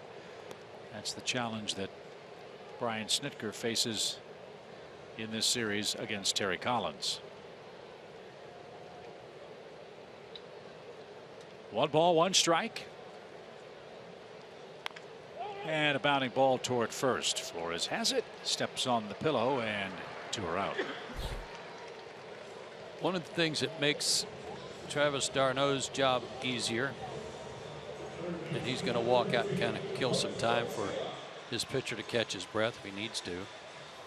But one of the things that makes his job easier catching Colon is you put down a sign for a fastball, and 89% of the time, what is it? Yeah, 89% of the time, he nods yes and throws. Well, I was going to say, d'Arnaud is probably the only catcher in Major League Baseball that at the end of every Bartolo Colon start has to ice his index finger. It could be. But I mean, if he shakes you off, he only goes to one other pitch, so it's not like you got to go through a big sequence. So just shake your head or not and pick one, right?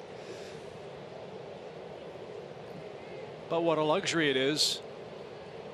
Again, as we talked earlier, for young pitchers who may be watching this game, what a lesson it is.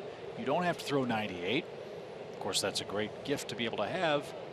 But if you command the strike zone, change speeds, you keep hitters off balance, and they'll get themselves out. And that's exactly what Atlanta has done tonight. 2 runs on 3 hits versus Bartolo Colon through 4 2/3 innings. And if you weigh 285, you can still do this. Well, that may not be a real good. If you're at home watching. Yeah, that's true. Look at him. He's just, ball was fouled off Adonis's foot, who's trying to walk it off. So, and he's trying not to laugh. Just mess around out here till you're ready. Just amazing. 1 ball, 2 strikes. That's pulled foul. In this day and age of so many sabermetrics and analytics and all of those things, for a guy to pitch at age 43 and do what he's doing and making it seem very simple, it's just a pleasure to watch him work. Great control. The only thing he needs to know is which side of the plate do you want it on. And he put it right there, and Garcia is down on strikes. That is strikeout number 2 for Bartolo Colon. It ties him with Robin Roberts for 46th all time, and he preserves a 1-run lead.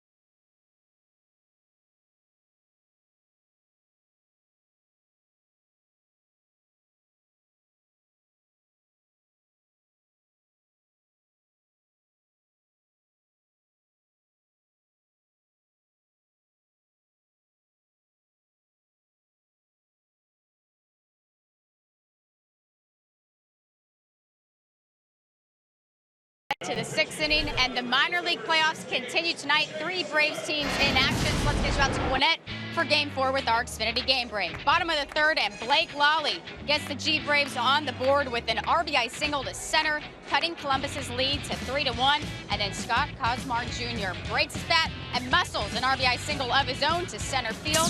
It is now tied up 3-3 in the 5th inning. Tyrell Jenkins on the mound for Gwinnett. Of course, we'll keep you posted with the outcome of that game. And I believe Mississippi is leading. I believe Rome is leading. Mississippi's up 4-2. Rome's up 4-1, and Max Fried still in the ball game for Rome. And that Rome game is a winner-take-all game tonight, right? Yes, and the Mississippi game I think is in a delay with the Mississippi Braves up 4-2. Shea Simmons on to pitch his 4th game. Nothing but zeros up there for him. That's great. And his effort to come back from not just Tommy John surgery, but also some shoulder problems.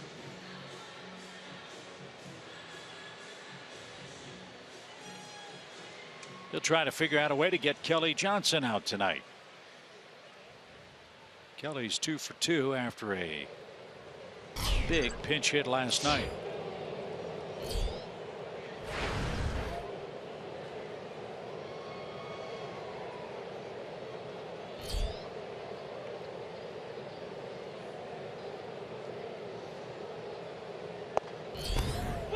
And a 96-mile-an-hour fastball. Letter perfect.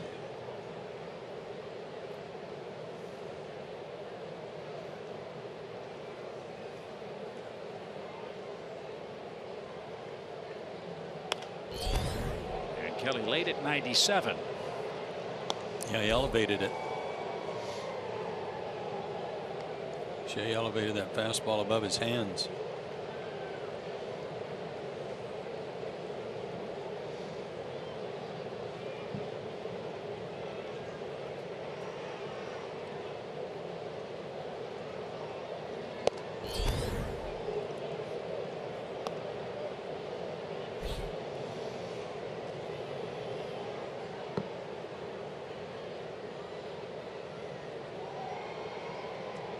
Bartolo Colon will hit third in the inning. He leads 3-2. And that just missed.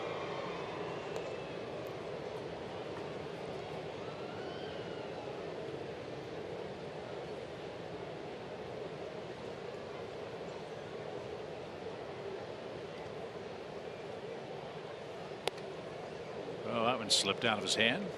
Yeah, it was 2 in a row, 2 breaking balls in a row, I think, that got away from him. 1 in, 1 out.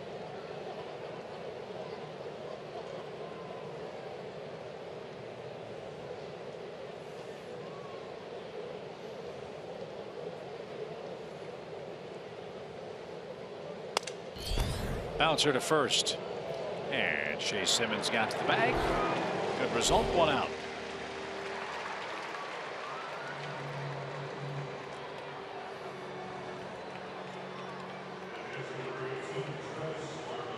Here's Travis d'Arnaud. I'm sure Travis is getting a chance to hang out with his brother Chase, who, as we mentioned last night, is really hobbled right now. He's had a plantar's wart on his ankle that is just nasty. I mean, really an awful looking injury. It's on his heel. Yeah. Back of his foot, so it was really a problem in his shoe. So the Braves have been working on that. So not sure if Chase would be able to pinch hit or pinch run tonight. So an already short Braves bench might be a little shorter as Travis's brother deals with that issue.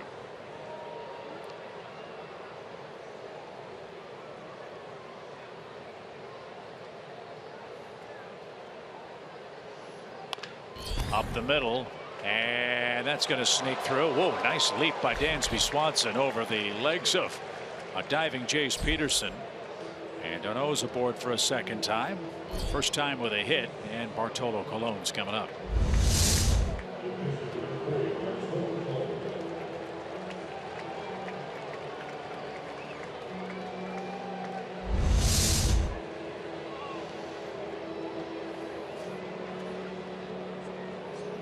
See if he's bunting here. He does have 3 sacrifices.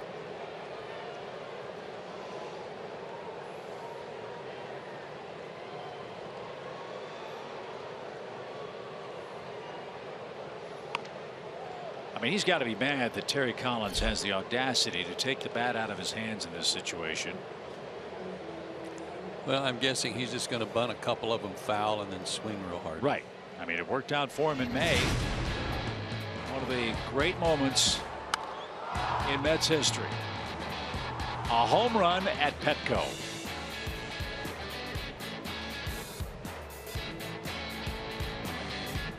And the 7-train army that was in town went crazy. There's the bunt, caught by AJ, throw to first. It's going to be a double play as d'Arnaud slipped and couldn't get back to the bag. Nicely done, AJ. So Shea Simmons helped out by the veteran Atlanta catcher. He caught the pop. Bad bunt by Colon, and an unfortunate break for Travis d'Arnaud. Last of the 6th coming up. Braves are down a run.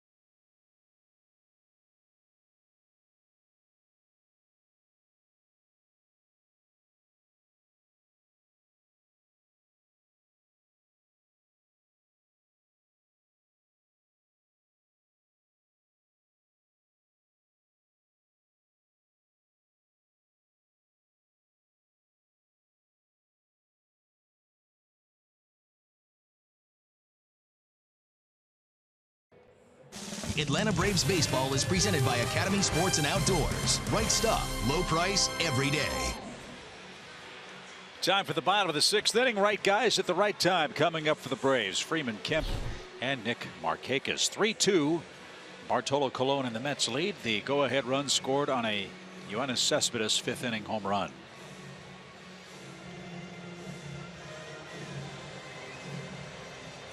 We have not forgotten about our Turner Field trivia question. We are still waiting for the home office to oblige us with some clarification as to the specificity of the question. The what? Because the question had something to do with their 2 players who had 30 home runs at the old ballpark, 30 home runs here at Turner Field. The question is, was it Braves or was the question worded as players? And was that single season or was that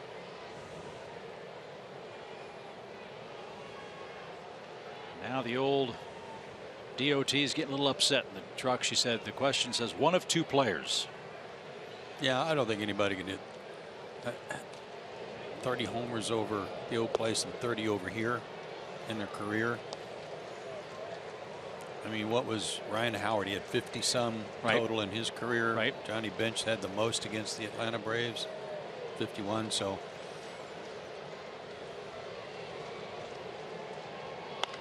Fly ball foul. It's a ball and 2 strikes for Freddie Freeman. I can't remember what the standings are in the head-to-head trivia contest between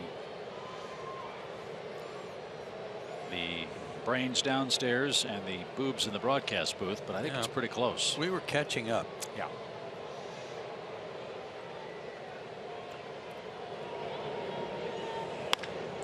Rolled to Reyes, who was the man in the shift, and he threw a seed to first. I'll bet Wilmer Flores really liked that throw. Put out goes 5-3. And there's the first out. Let's look at Colon's pitch counts. In recent starts going back to early August, the most he's thrown in any one game is 110. And he's usually around 101, 103 through 95 in his last start at Cincinnati when he went 6 innings of 5-hit shutout ball. And about to make number 77. So he's in good shape pitch count wise. I was going to say he's in great shape to get through 7, you'd think, barring a big inning. Kemp's 0 for 1. Matt flied out to right last time up. A sac fly in the first cut the Mets lead in half. Colon set down 7 straight after the Markakis home run.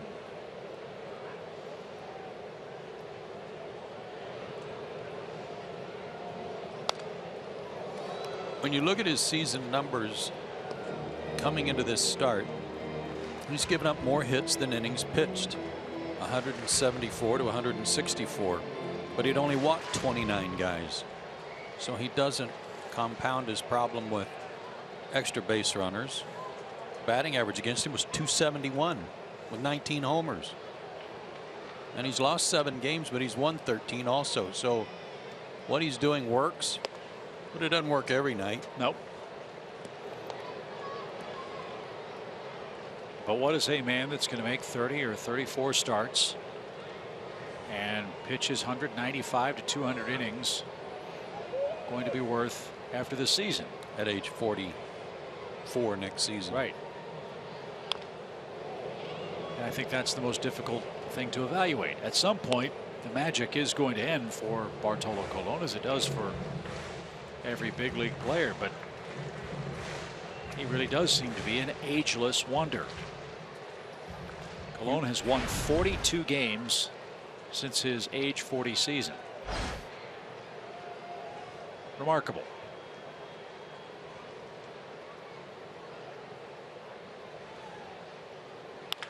Fly ball belted. No doubt about that one. Kemp ties the game.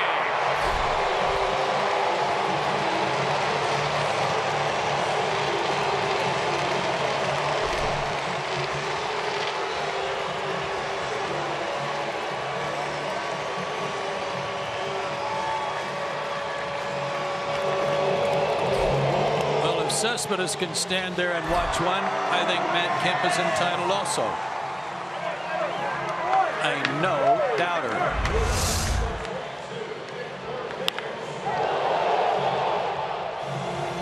And Colon just looked in at home plate umpire Adam Hamari and said, "Ball, please."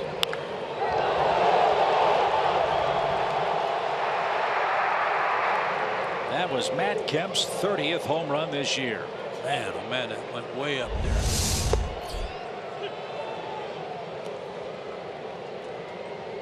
And 97 RBIs. Just ponder Matt Kemp in the Braves lineup from the opening bell next year.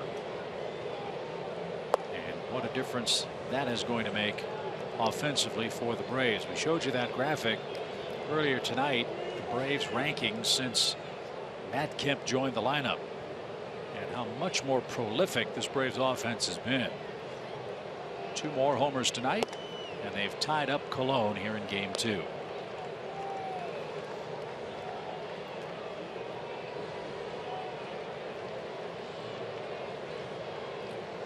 .447 feet, the tail of the tape on the homer, 110 miles an hour on the exit speed off the bat. Flores at first, flips to Cologne, who says, "I'll be there for you, Wilmer." And he makes the play for out number 2.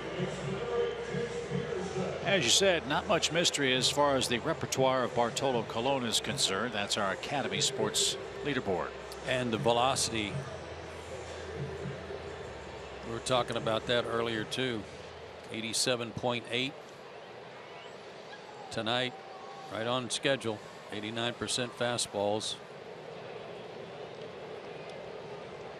So how much speed differential on the fastball is enough to give a hitter trouble? You heard AJ say he throws 2 or 3 different speeds with all 3 of those pitches, in essence giving him 9 pitches to play with. Check swing off the bat of Jace Peterson. And one of the hardest pitches of the night, he threw to first base. So we'll ponder that question as Matt Kemp hit the longest home run at Turner Field this year, and that couple enjoys a tie.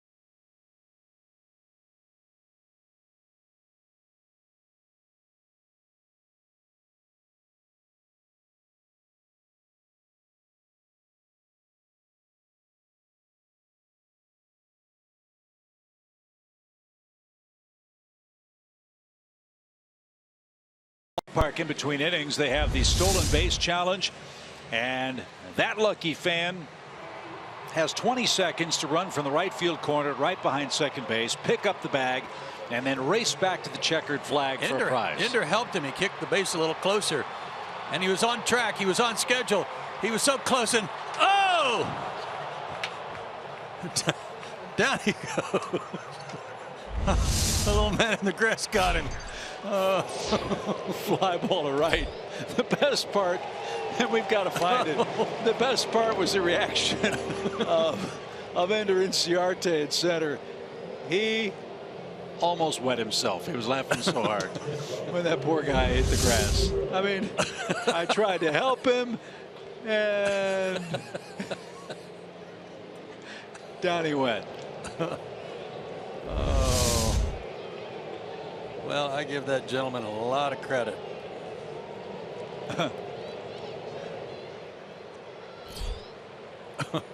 You know what, though? That poor guy. As Cabrera hits off Ramirez. That's going to be on YouTube for the rest of the guy's life. He gave it all he had. He was picking him up and laying him down until he just couldn't quite pick him up high enough anymore. How'd the song go? I brought my best, but I guess my best wasn't good enough. But he had a smile on his face. Great sense of humor. As you see the line for Jose Ramirez. He got Reyes to fly out. Now Cabrera, then Cespedes. 3-3 game.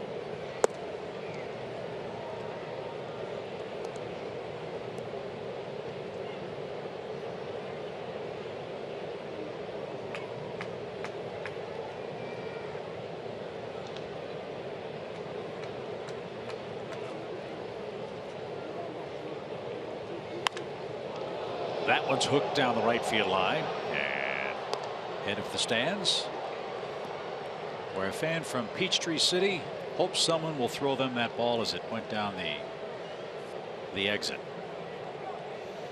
That was another, I believe it was an off-speed pitch. It might have been a slider, but mislocated and gave Cabrera a chance to put a good swing on it. It was up.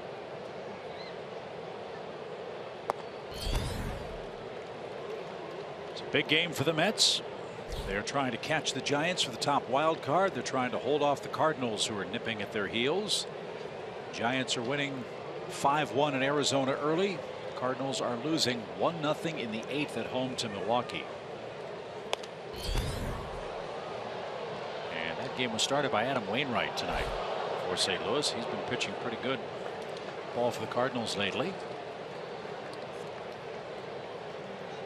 Giants won 7-6 in 12 innings last night. They've got Johnny Cueto working against Archie Bradley tonight.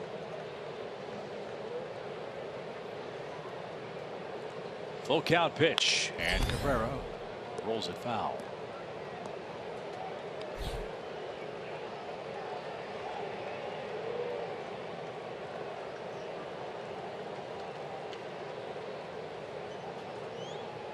Dodgers winning big tonight in Miami. They're up 5-0. Rich Hill pitching for the Dodgers. Tom Kohler for Miami. There's a shot to right. Markakis makes a sliding catch.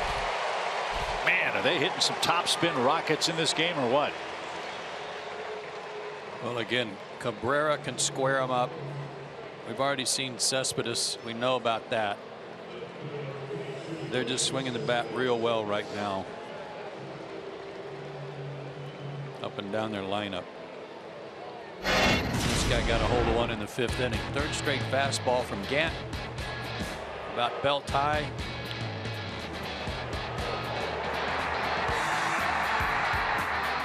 His 29th.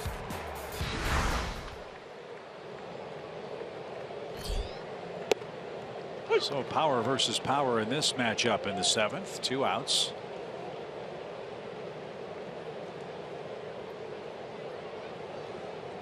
This figures to be a 1-inning performance for Ramirez. Pitcher spot due 3rd when the Braves hit.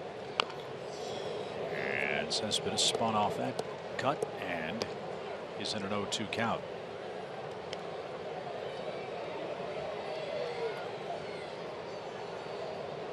He's still breathing hard and sweating bullets. And I'm glad he's okay. That's a good find right there, fellas.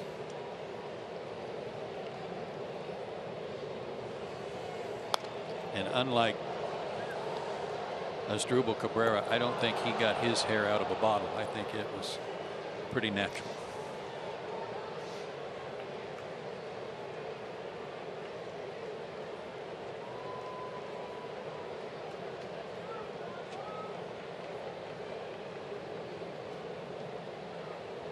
The 0-2 is ripped toward third. Adonis kicks it, picks it, throws it, and got it. Nice recovery by Adonis Garcia, who made a throwing error in the first inning tonight. 3 out, 3 down for Ramirez. Good game. Ender gave the man some help, cheered him on. But as Joe said, the little man in the grass reached up and tripped him up right at the 15-yard line. But all's well that ends well.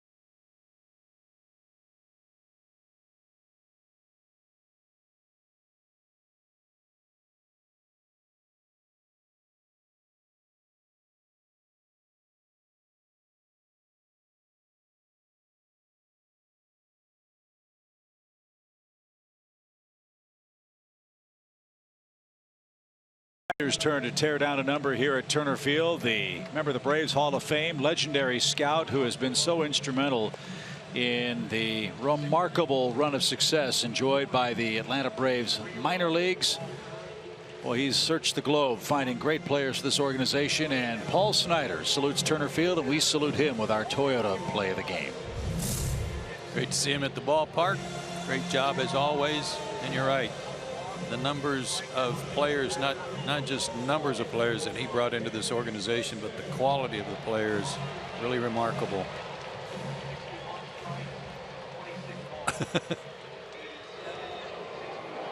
And he deserves that, doesn't he? Yes, sir, he did. He earned it. Great sport. So new pitcher on for the Mets, as Dansby Swanson will lead off, looking for his first hit, and he whacks that one foul on a big hop into the seats. It's a swinging strike.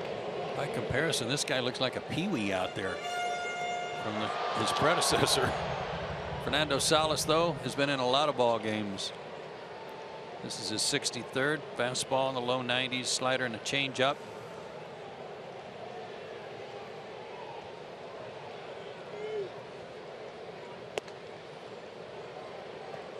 Would you say it's fair to say it's a question mark or a concern for the Mets? Maybe subtly a concern. How do they get the ball to Familia consistently? I would.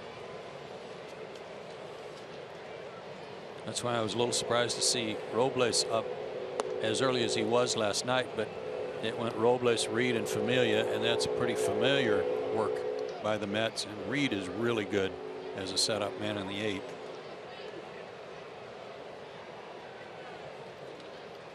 Mets Pens on a nice roll. They've allowed 3 earned runs in their last 6 games. As this one's popped out of play foul. And after the big hop, a fan from Cairo, Georgia came up with it. Willie Harris and Jackie Robinson's hometown. Hope Willie's doing well.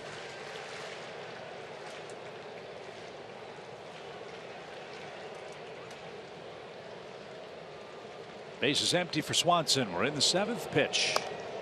and popped up. Flores gives chase over near the tarp. He won't have a play. That one's 6 rows deep.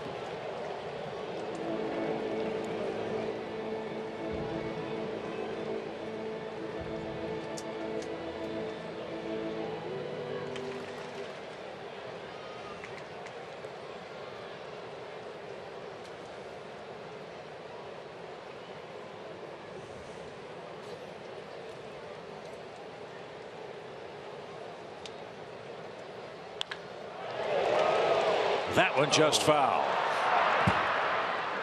You go in there, you're asking for trouble. That quick bat of Dansby Swanson. Good turn on that one. Just a quick flip of the bat out there. He makes you think that that's all he's trying to do is drive the ball to right field, but he'll hurt you in there.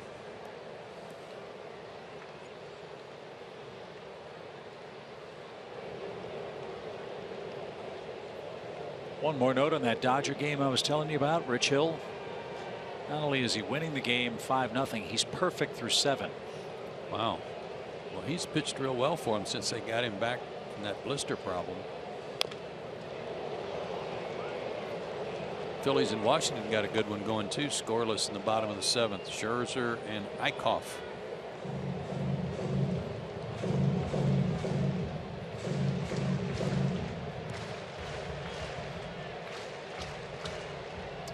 Nationals had an exciting finish last night, didn't they?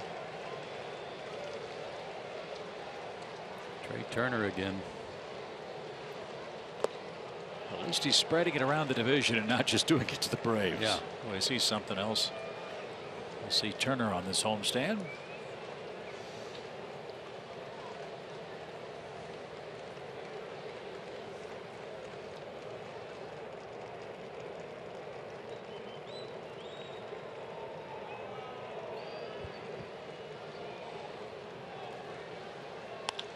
Sharply hit, and Reyes olayed that ball at third base. And Dansby Swanson with a leadoff hit. Seems like every time Dansby puts together a long at bat where he's fighting off pitches, he comes up with a hit. He's the guy that comes out the winner. And this time he's the winner because this fastball up and in, turns on it, gets his hands inside the ball and eats up Reyes, who wanted no part of it. Olay.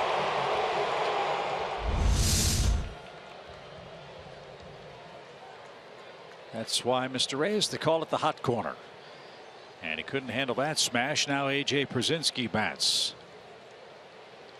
A.J.'s been hit by a pitch. He's fly to left.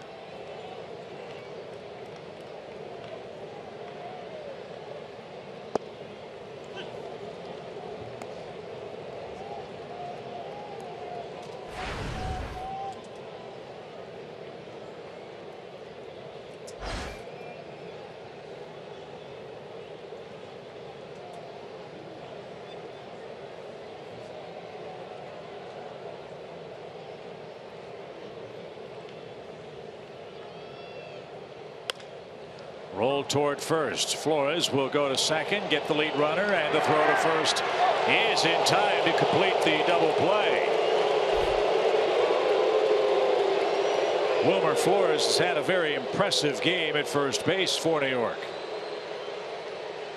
Was A.J. Przinsky out at first? For the moment, the answer is yes. We'll see if the Braves decide to challenge this call. Eddie Perez was looking in the dugout like he thought maybe it was worth a look. Ooh.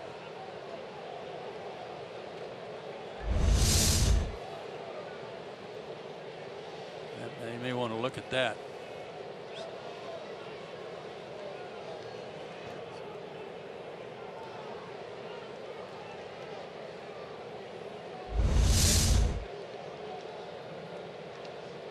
AJ with those choppy steps to try to get the stride right. Again, you're right, Chip. Nice play by Flores. Nice turn by Cabrera. And no challenge. So it is a double play. And Gordon Beckham is going to come on and hit for Ramirez.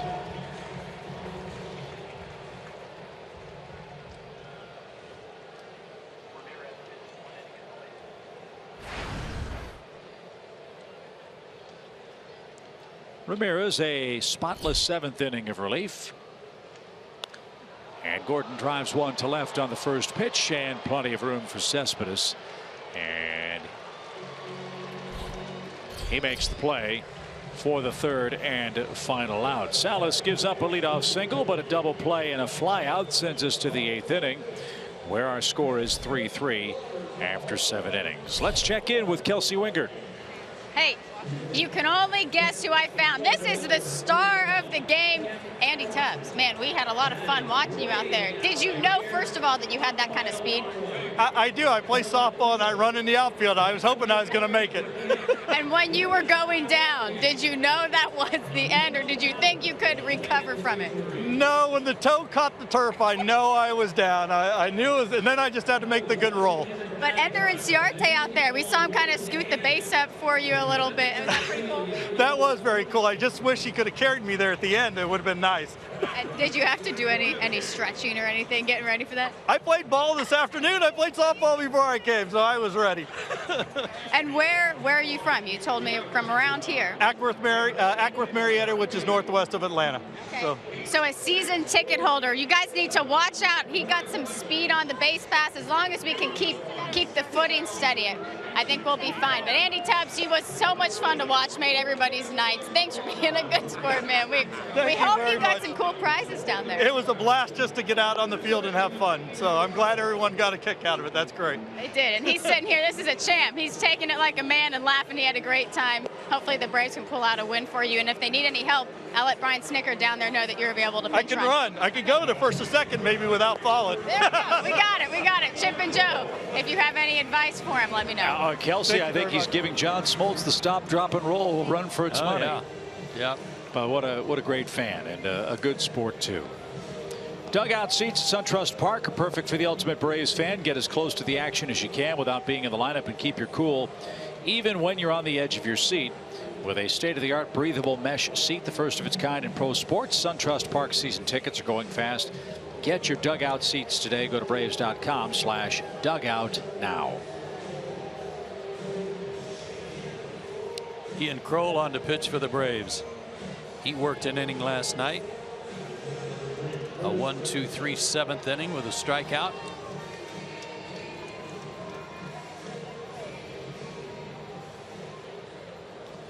Update for you in Miami. Dave Roberts has pulled Rich Hill from his perfect game after 7 innings. Goodness. With 89 pitches. So Joe Blanton is on to try to keep the combined perfecto alive for LA. And only 89 pitches. Yep. Goodness. Well, trying to keep an eye on the big picture, I guess, and not let that blister reform that would set him back. LA with a 4-game lead in the West as Ian Kroll takes a shin burner. He recovers and throws to first in time to get Granderson, and that looked like it hurt. Sounded like a shoe. He's saying he's okay. Jim Lovell's going to have a chat with him anyway. Sounded solid.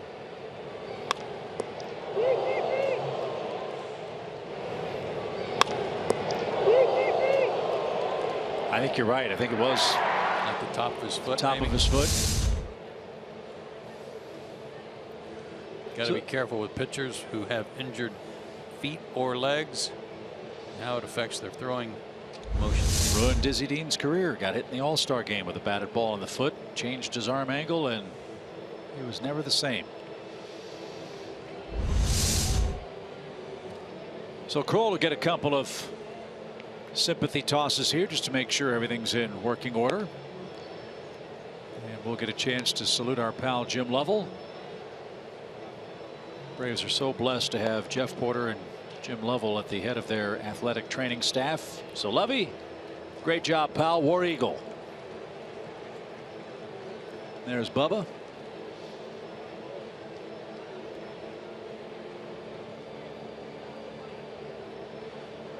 You are right there, sir. Braves are very fortunate to have those guys.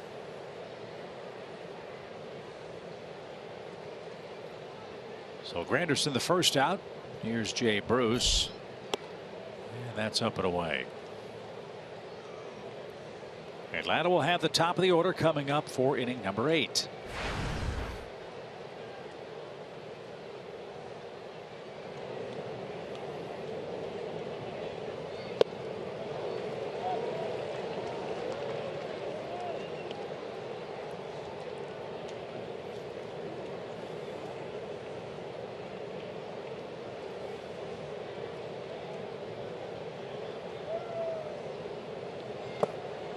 Did he go? He did.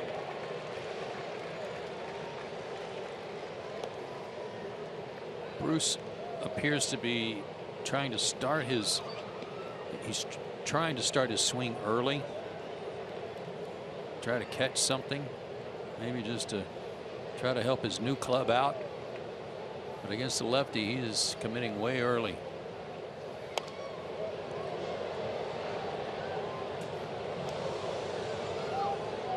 Well, as I said, I can only assume when you're playing for the Reds and they're not going anywhere, they're in last place in their division. You're playing in the Great American Small Park, one of the great hitters' parks in Major League Baseball. You get traded to the Mets with so much expectation. All of the New York media, which dwarfs the media gathering that you face every day in Cincinnati. Oh my goodness, yeah. And you then go to one of the biggest ballparks to try to homer in. Sure, not an easy transition for Jay Bruce. Yeah, those fly balls that go out of Great American Ballpark are outs. And he couldn't stop himself from swinging at a high fastball out of the zone. And this giant crowd of 47,841 liked that result.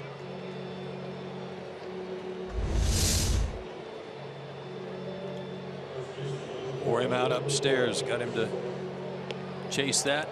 Couldn't lay off. Again, really starting early. The perfect game bid is over, by the way, by the Dodgers. Jeff Francoeur with a 2-out base hit broke it up. But LA still leads 5-zip. Here's Flores.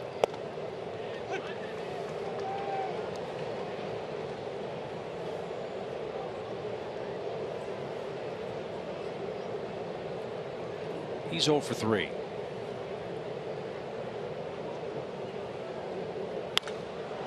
That's hammered down the line and foul.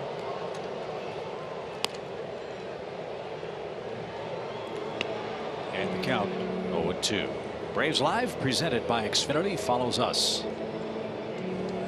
Day game tomorrow. Williams Perez and Seth Lugo, another one of the Mets youngsters who's helped keep them afloat with the injury ravages of their starting rotation.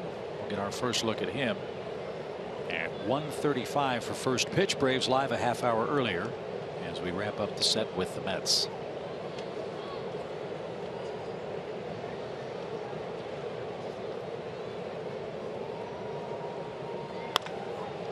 That one's hammered toward left center field. Inciarte going back. It's off the fence. And Flores on his way to second. He'll slide in with a 2-strike, 2-out 8th inning double. He didn't miss by much. No, he didn't. And Ender was flying on the crack of the bat to try to go get that one. It was just hit too hard.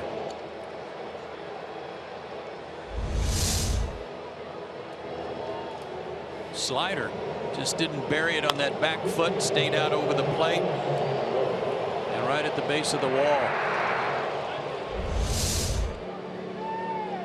So TJ Rivera grabs a bat. He's going to hit for Kelly Johnson.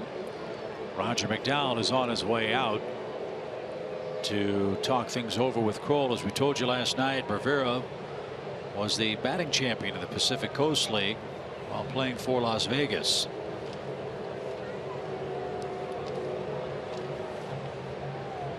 Pretty valuable commodity when he's a second baseman or middle infielder, and I'm assuming second or maybe first, not necessarily a shortstop. Those kind of numbers at Las Vegas. Hit .353 at AAA, 143 hits,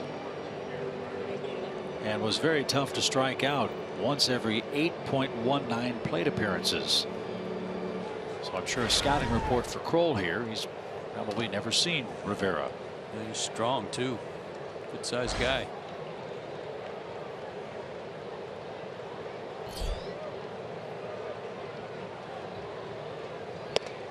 Did I read correctly about him last night that he was an undrafted player? Check that out again.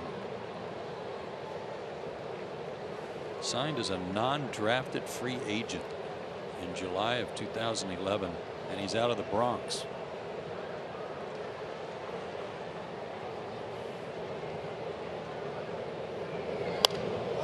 Well, it's long been known that the scouts for the Mets and Yankees are the best evaluators of stickball talent in Major League history. What a find, right in their backyard. Yeah. Played junior college ball in Alabama at Wallace Community College for Mackey Sasser. Remember Mackey Sasser, former Met. Yeah. And then went to Troy.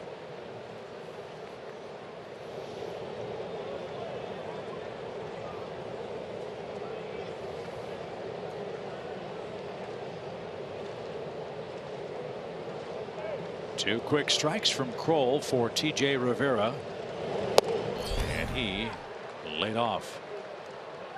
This guy had before this year had a minor league career average of 318. So he goes undrafted. His first full year, he's a South Atlantic midseason All-Star. The next year, Florida State League midseason All-Star. The next year, he led all the Mets minor leaguers with a 349 combined batting average at all levels. So this guy can hit. Say, it's not surprising he's here, is it? Yeah. And hit 302 for Mayaguez in the Puerto Rican Winter League last year. So he stepped up in competition.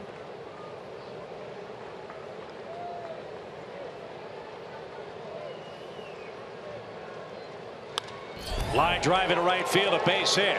Here comes the runner around third. Markakis' throw is in time. A.J. caught it and blocked the play.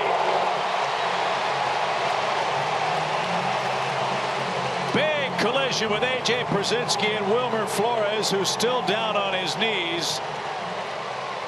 The Mets are going to take a look and see if Przinsky had the plate blocked. But a nasty collision at the plate as A.J. and Markakis combined to gun down the go-ahead run here in the 8th. Stepped over there after he caught the ball and really caught Flores in the head with that shin guard. There, he's not across the line until the ball arrives, steps over, blocks him.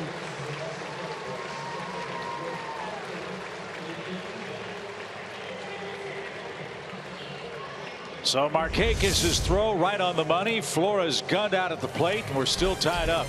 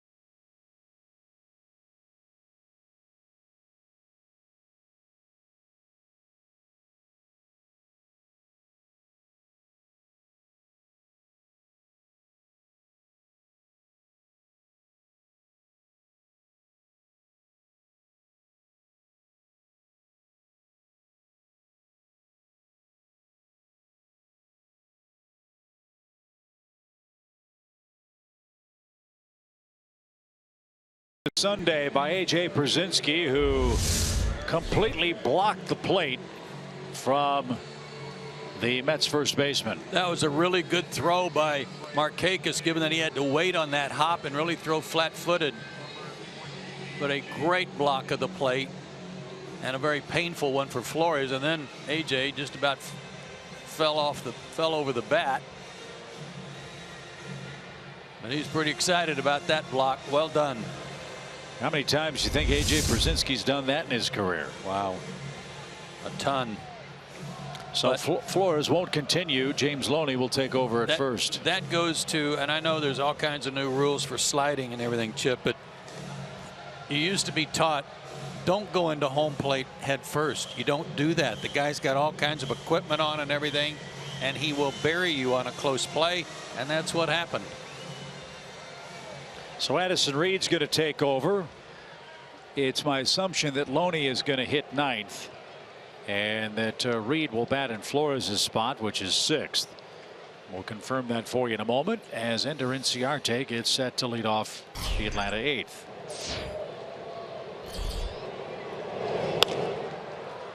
And the first pitch is popped into shallow left, and Cespedes with a late charge gets there and makes a knee-high catch. Remember, Cespedes has had a quad problem, and it took him a while to catch up to it, but he did. And one pitch means one out. Salas went an inning, gave up a hit. No runs, walks, or strikeouts.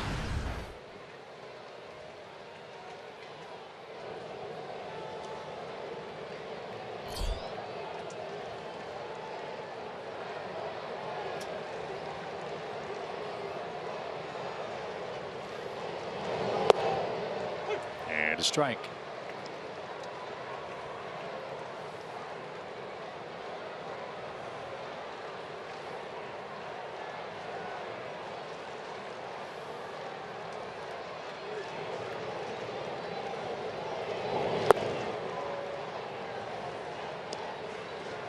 Reed last night an inning, gave up a hit, but zeros across otherwise. It was a hit by Dansby Swanson.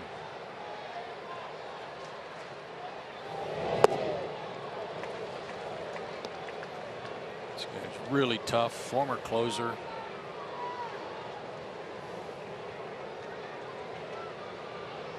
Slider at 86-90.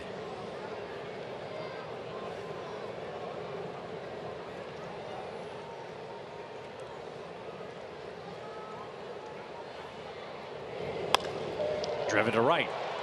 Bruce is there. 2 outs. Time for our cold hard facts, brought to you by Clean Crisp Coors Light. Last 20 games, Braves are playing .500 ball. Most runs in the National League over those 20 games, 115. Most hits. However, they've also given up 113 runs, second most hits allowed. Arizona's given up the most hits and runs. Close match there on the runs and scored and runs allowed. That's why they're 10-10.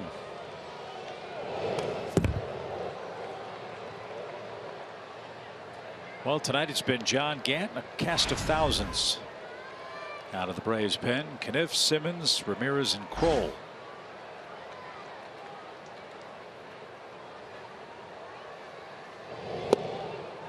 They've held the Mets to 3 runs on 7 hits. 2 of the 3 runs were unearned runs. Braves had a defensive lapse or 2 in the first inning that cost John Gant a couple of runs. Atlanta got a run back in the second on a Kemp sac fly. They tied it on a Markakis 4th inning homer. Cespedes homered in the 5th. Kemp homered in the 6th, and that's where we stand with Atlanta up in the 8th with 2 outs.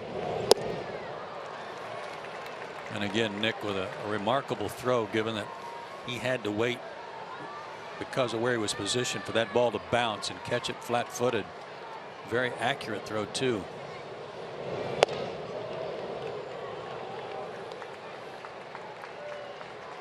Freddie up there with 2 outs. Their outfield very deep.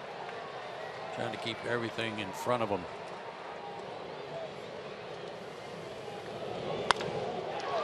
Into the shift.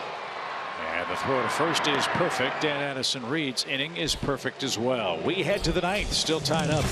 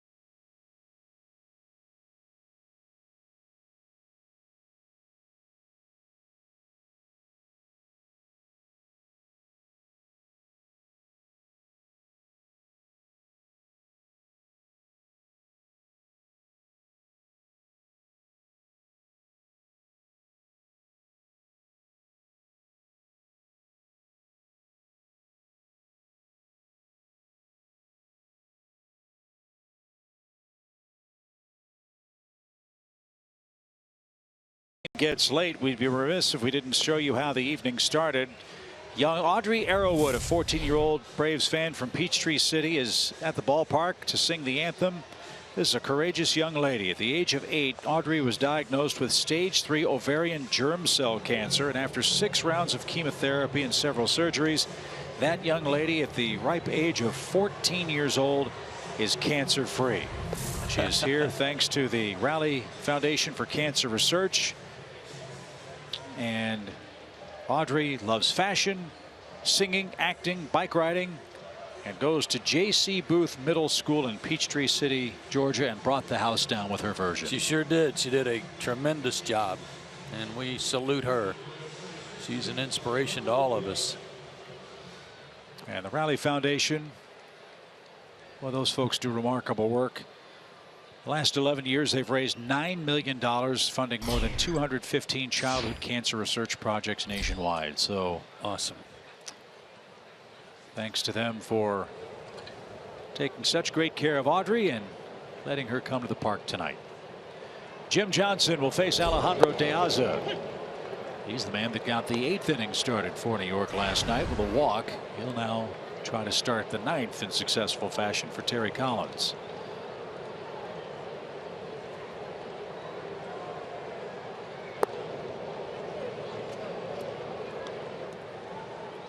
It doesn't appear that they flip-flop the guys in the order. Chip Loney looks like he's in the 6th spot.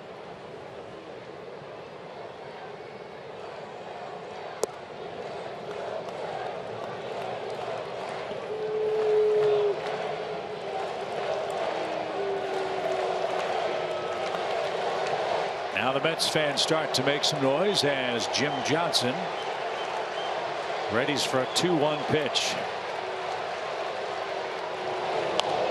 And foul away. I got to be honest with you, I cannot wait, and it's going to happen sooner rather than later. Then when crowds like this are a nightly occurrence, when we're playing the Mets and the Phillies and the Nationals and the old, going back to the terminology used for Georgia and Georgia Tech, the good old clean old-fashioned hate, yeah, is in vogue again. This one's popped into right center. And Inciarte makes the play. De Aza is disposed of to start the 9th. 1 away.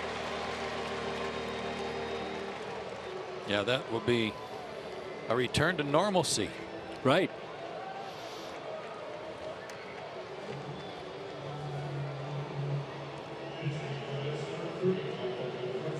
Here's Michael Conforto.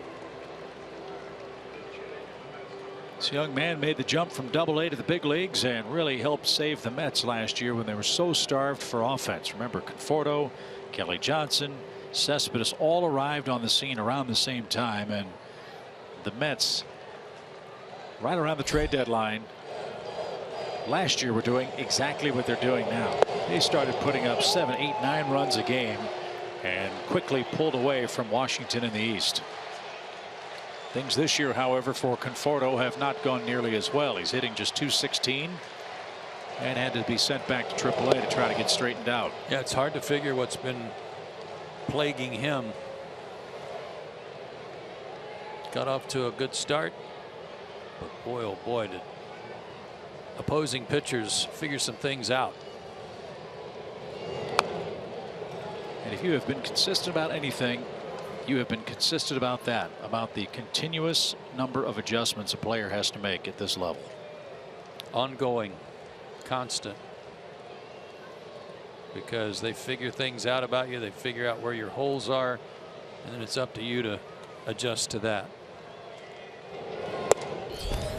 And that information is not at all a state secret, is it? I mean, it gets around the league like wildfire. Yeah, it does. And don't think for a minute scouts don't talk among themselves about some things.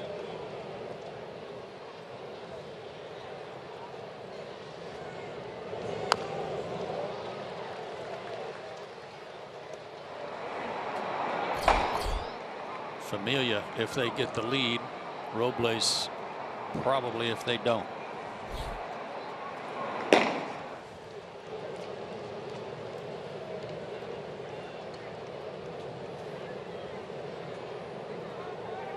If you're wondering why would the Braves closer be in a tie game in the 9th inning, it's because at this point there will not be a save situation. That's hit toward the gap in right center. Ender on the run, got there. Didn't think he had a chance, but he had great closing speed, and Conforto robbed of a one-out hit.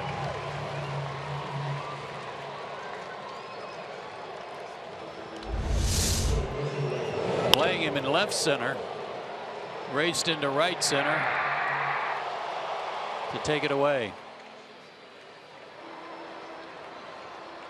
Almost overran it a little bit. Had to throw in the brakes a little bit.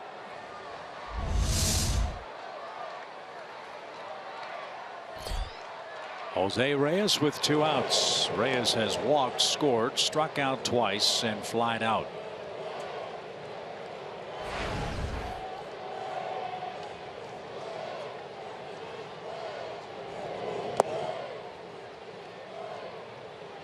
St. Louis was trailing 1-0 in the 8th inning. They've scored 5 runs off Milwaukee and now lead. Phillies in Washington, no score, bottom 8. Dodgers 5-0 over Miami. Giants 5-1 over Arizona. Is that the Mets and Braves score up there on the out-of-town scoreboard? Where are they playing tonight? Well, they're playing right here. And apparently there was a scoreboard malfunction because the scoreboard did not become active until about an inning ago. But just in case we forget, it's always nice to have a gentle reminder of our score. Bottom of the 9th inning. See if the Braves can walk off the Mets. 3-3 game.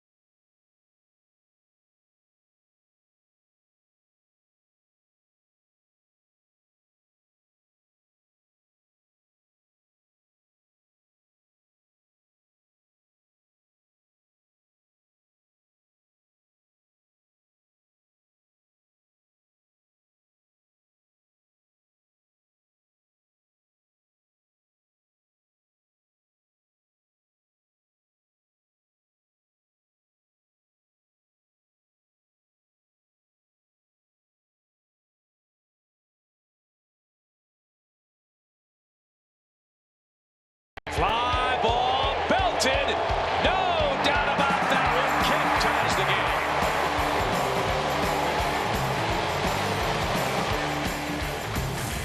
game. Longest home run hit at Turner Field this year off the bat of Matt Kemp. That tied the game indeed, 3-3, and that's where we stand in the ninth.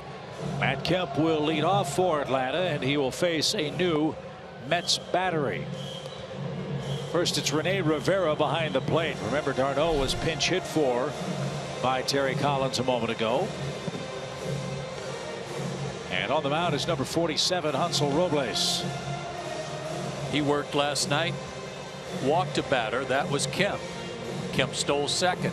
They intentionally walked Markakis and were able to strike out Tyler Flowers to end the inning. A lot of strikeouts, as you see, 76 and 69 plus innings. High 90s fastball, slider, and a changeup.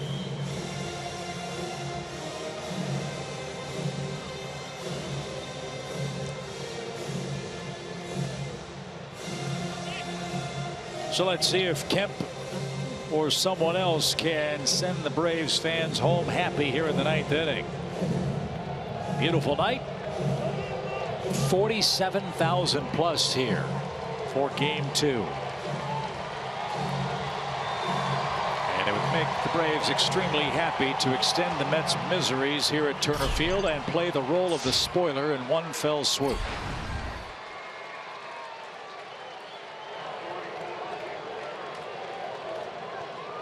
So Loney, Rivera, Cabrera, and Reyes around the horn for the Mets, first to third.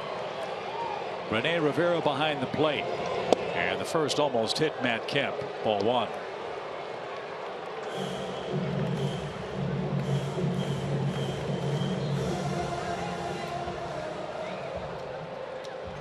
Get on any way you can.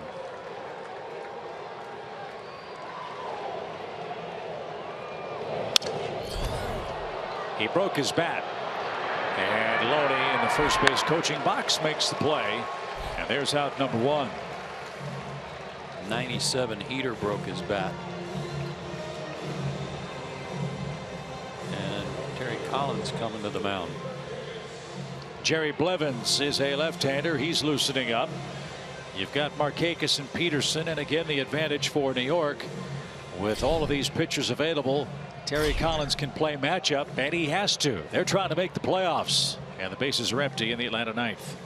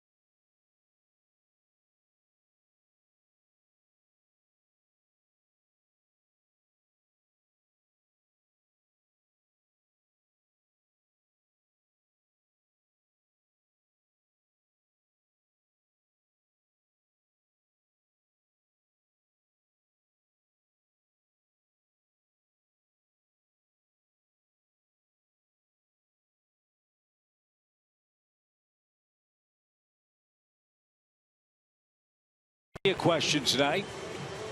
The dominatrix of trivia, Gretchen Caney, asks, Chipper Jones is one of only 2 players with 30 or more homers at Turner Field and Fulton County Stadium. Who's the other? Who you got? I don't have an answer. I really don't. I was mesmerized by the Fred McGriff answer.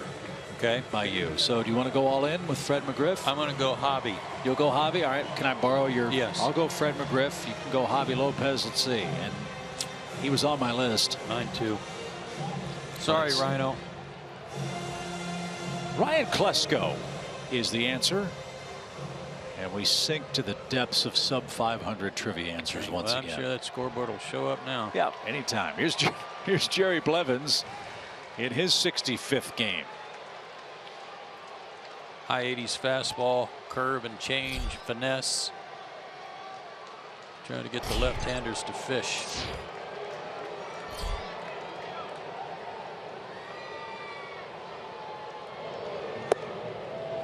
And a strike.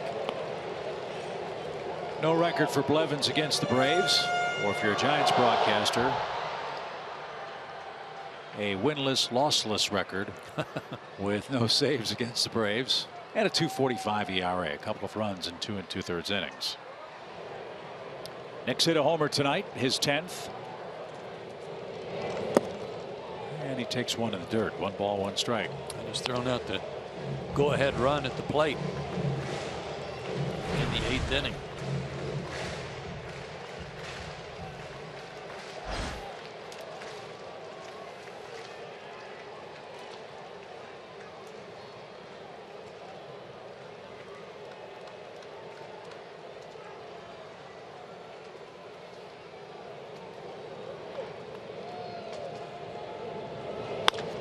To second.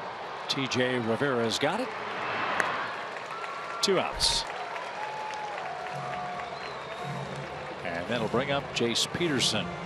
He's 0 for 3. And has grounded out 3 times.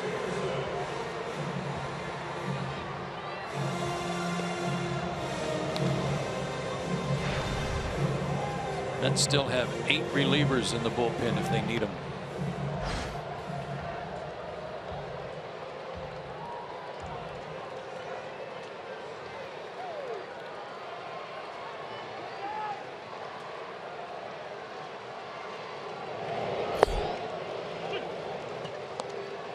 That one floated in there at 71 miles an hour.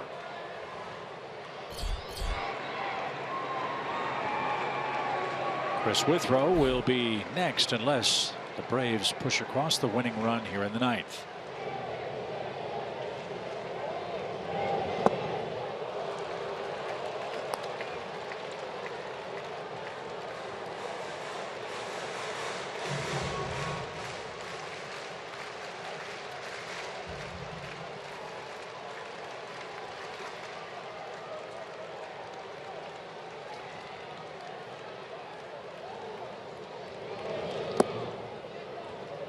Believe it or not, after all these pitching changes for the Mets, they still have 3 left-handers left in their bullpen.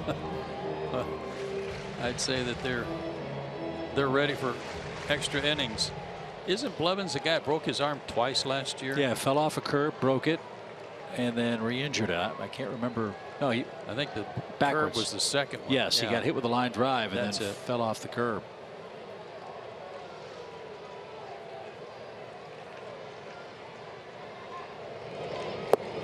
Slow, slower, slowest for Blevins. Tantalizing breaking balls strike out Jace Peterson. And we've got free baseball in Atlanta on a beautiful Saturday night.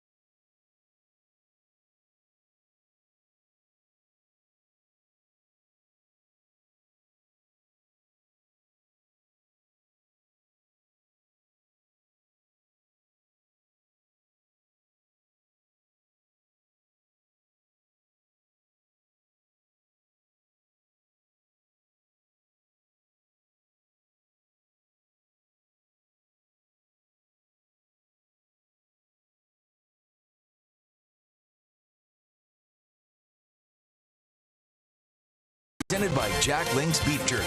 All season long. Jack Link's Beef Jerky. Feed your wild side. Time for the 10th inning. It's 3-3. Braves and Mets meeting in Game 2 of our series. Braves fans, it's the final countdown. Get ready for a celebration in Braves country as we play the final games here at Turner Field. We'll have lots of interaction with the players, the biggest fireworks show in our history, and something special for each and every game during the final homestand against the Phillies and Detroit Tigers. Go to Braves.com/final countdown and get all of the details. You don't want to miss it. This is Chris Withrow, and he is on to face the 2, 3, and 4 hitters for Terry Collins' Mets. How about this? This is the Mets' 10th extra inning game. Right. That's about right for a season. Yeah. This is the Braves' 22nd extra inning game. They're 10 and 11 in their first 21.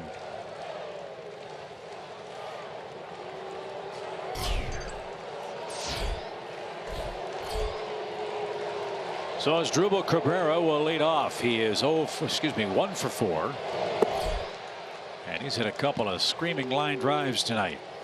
So be careful with this guy. 6 homers in his last 15 games. And he's already extended his hitting streak to 9 consecutive with a hit.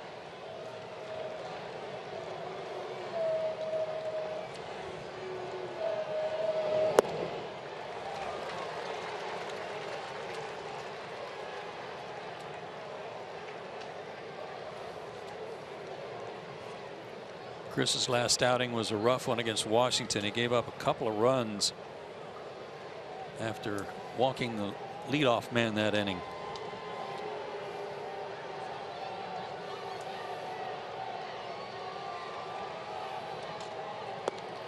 Well, a wise baseball man once said a leadoff walk usually leads to a run unless it doesn't. But it seems like for the Braves it often does. Let's hope Chris has a sharp 10th. He's behind in the count, 2 balls and a strike. Now 3-1.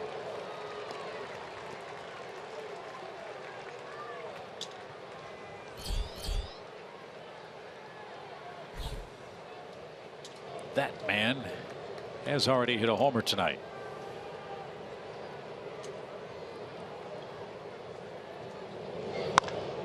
Ripped foul, and that'll skip into the seats.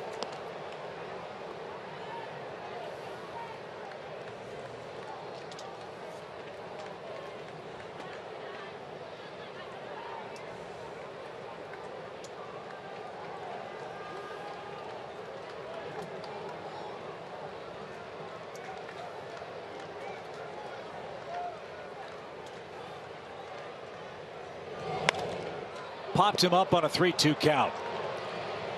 Ender Inciarte says he's got it, and he does. 1 out. 4 straight outs recorded by Inciarte. Busy man. Here's Cespedes. He scored twice. He drove himself in back in the 5th. This guy, you never want to walk anybody, but you don't mind being very careful here. The way he's going, the way he's swinging the bat, 7th inning or later, damage.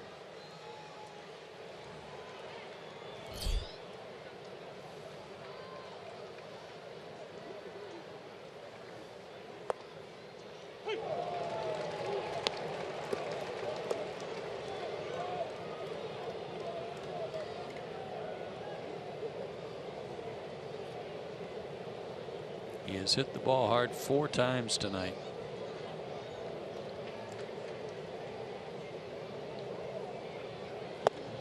And he tried to take that one out of the park. 0-2.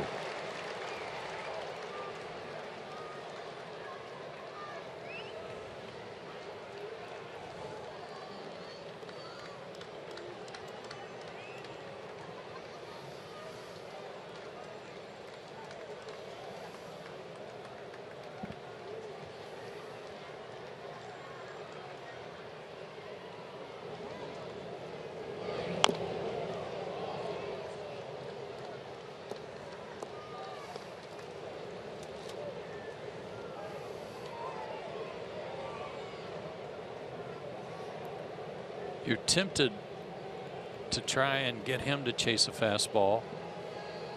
0-2, especially when he just rolled over the top of what looked like a slider there. But you better make sure it is off the plate.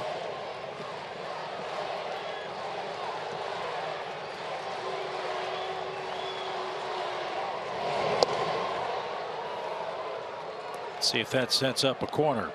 Well, that was nowhere near where AJ wanted it. AJ set up down and away to make sure that fastball was off the plate, and then it almost hit him.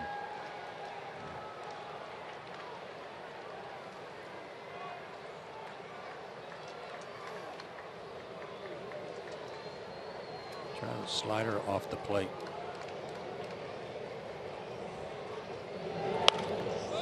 That's popped up.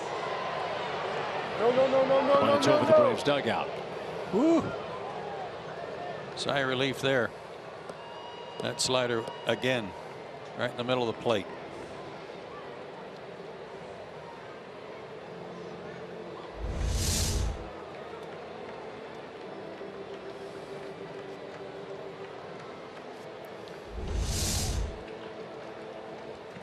Hitters know when they miss a pitch, and pitchers know when they had a little luck on their side. Got away with one. You're right.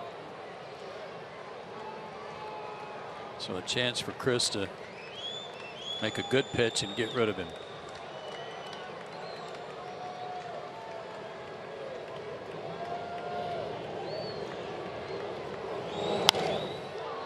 Popped up again. This one's going to stay in play. Markakis in shallow right. Big out. But the Braves aren't out of the woods yet. You've got Curtis Granderson and his 26 homers coming up. And he's a left-handed hitter.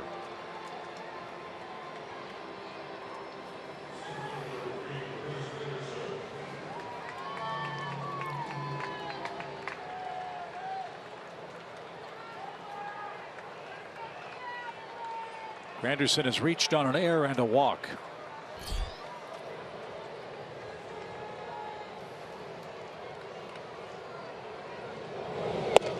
And he was swinging for the fences, didn't get it. And you would expect him to be. 2 outs, nobody on. He wants something he can lift. Last Met to hit homers in 4 straight games. Catcher John Buck. Remember him? Uh-huh. What, the beginning of a year, wasn't it? 2013. He hit homers in 5 straight games. Yeah, and I want to say he hit like 10 or 11 in April. Some huge month for him. In fact, John was in camp with the Braves last spring, I believe it was. Yes, he was. Before deciding to retire.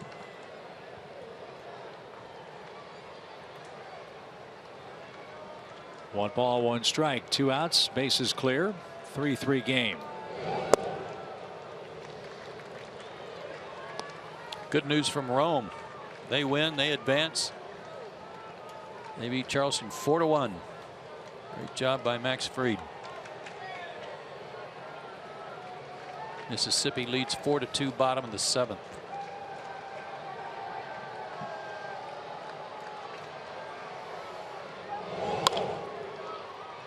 And Gwinnett tied 4-4, top of 8.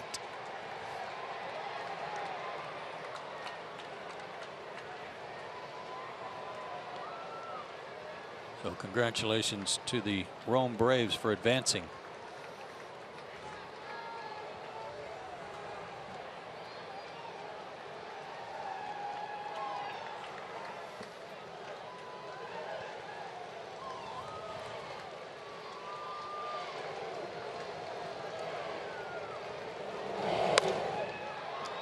Little pop. Garcia all by his lonesome down the left field line is there, and Withrow a nice job working a scoreless and perfect top of the 10th. Dansby Swanson, AJ Pierzynski, and then we'll see for Atlanta.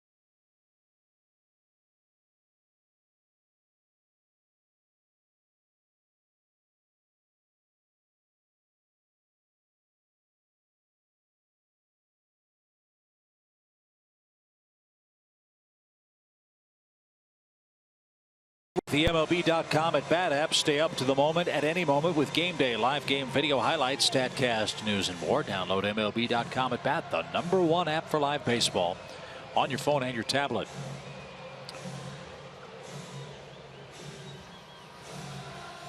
New pitcher out there for New York.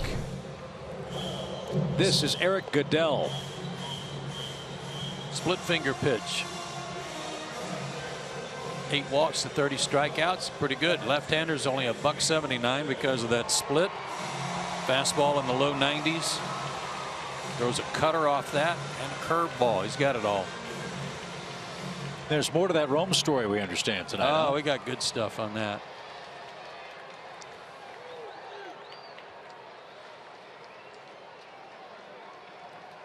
First, Dansby Swanson will start the Atlanta 10th. He's 1 for 3. Yeah, Max Fried started that game for Rome. 7 2/3 innings, 3 hits, 1 run, 1 walk, 11 strikeouts. That'll work. You bet it will. Nice going on the clincher.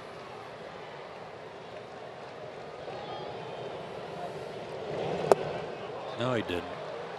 Called a strike at the plate. Oh, okay. Well, it wasn't, though. Right. So I should have said, no, it wasn't. Right. Exactly. Backwards. 0-2. 3-3 game, 10th inning.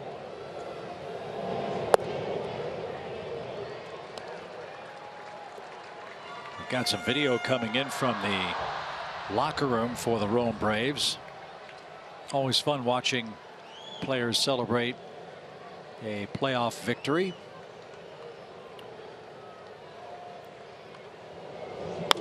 As Dansby leads off the Atlanta 10th with a base hit. Another terrific at bat, behind the count, not trying to do too much. He's guarding the plate, shortening up his swing like a veteran would do. Only he's not a veteran. That was a split, and he just went down there and one-handed this back through the middle. Great start to the inning. Great at bat, behind in the count. Well, A.J. Pierzynski's had a flair for the dramatic in his career. Let's see if he can walk this one off.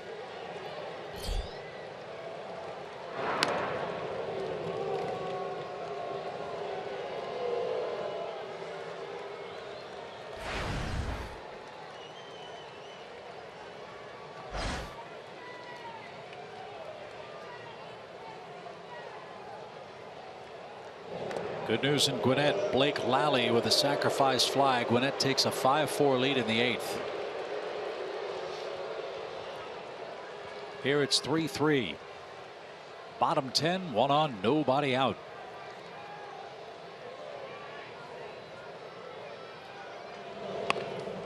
AJ pushes a bunt toward third, but foul.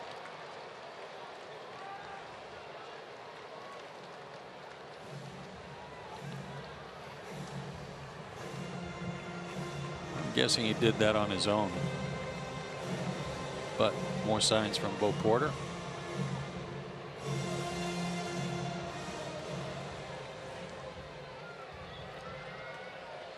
Tyler Flowers is the man on deck.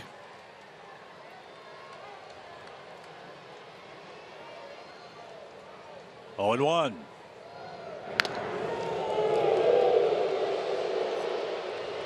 Goodell wanted to see if AJ was going to tip his hand. He didn't. So it's still a guess as to whether or not he's bunting or swinging away here. Reyes has moved to the grass even with the third base bag. Loney is holding Swanson at first.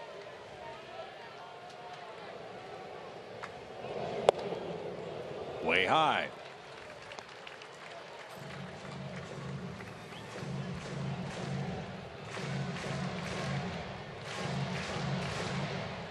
It will be very interesting if A.J. Pierzynski reaches here, whether Brian Snitker uses Flowers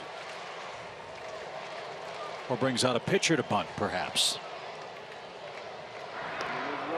Well, with A.J. showing bunt twice, This might be a prime time to take it off and see if he gets a good fastball to hit.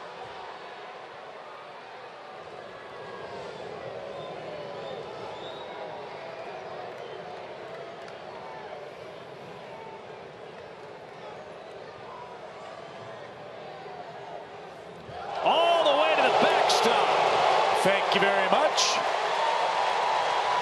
A very wild pitch. And now, if A.J. can get a bunt down, you might see Swanson at third with one out. Yeah, that's a big time wild pitch. That scattered him back there in the SunTrust row.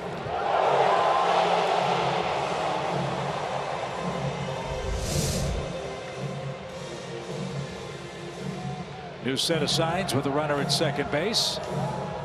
And now Brzezinski, a 2-ball, 1-strike count. Loney's still in tight, thinking he's going to bunt again. Reyes even with the bag. Prime opportunity for AJ to hit one through one of these openings with the drawn in corners. Bouncing ball, foul at first. Just trying to get him over.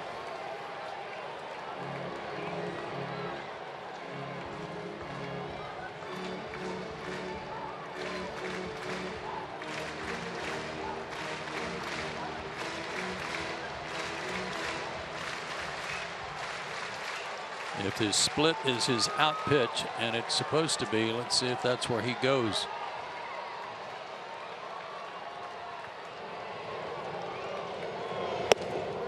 Well, he has been up a lot, hasn't he? Yeah. Full count.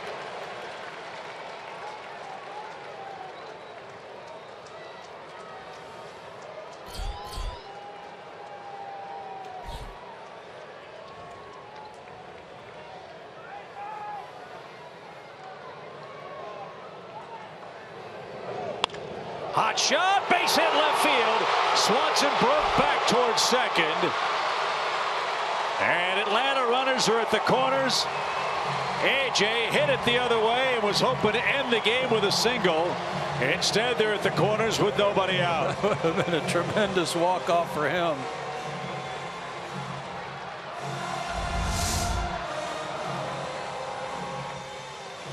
Went with the pitch. Swanson did the right thing. He's got to make sure that ball goes through. Doesn't want to run into an out. And AJ's like, what? Oh, I thought that was it. Oh. Didn't Dansby run into an out like that in the first couple of days? He did. Of his big league career, so he did. A lesson learned. And AJ Brzezinski in his last at bat of the night with a rope to left field. And hugs all around from his teammates on the Atlanta dugout bench.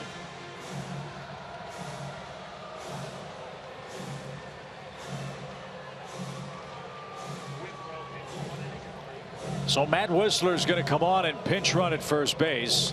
And it will be Tyler Flowers coming on to pinch hit.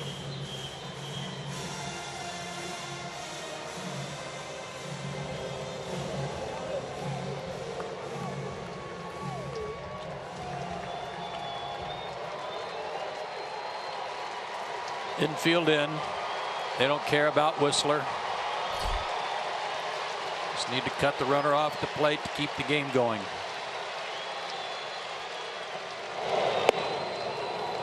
Upstairs, ball one.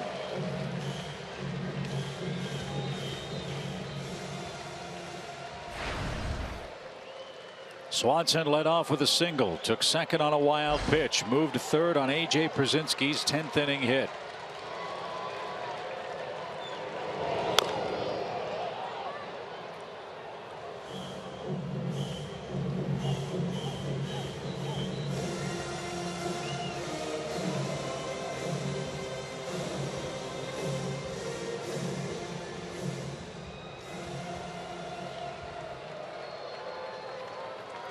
First action for AJ behind the plate since August 17th when he went on the disabled list. Caught a good game tonight and a 10th inning hit. Pitch. Swing and a miss. Got a lay off that high stuff from this guy tonight. He's been up out of the zone.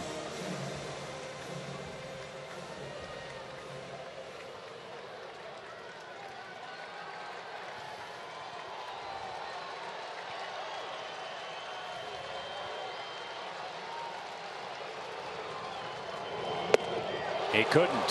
Flowers strikes out. Now the double plays in order for the Mets with Ender Inciarte in the batter's box. And Terry Collins is going to go to the home plate umpire and make yet another switch, perhaps a double switch. Yeah, he's got Smoker ready in the bullpen, the left-hander. So Flowers couldn't make contact. The Mets 10th inning chances look a little better now. First and third, one out, but the top of the order for Atlanta lurking.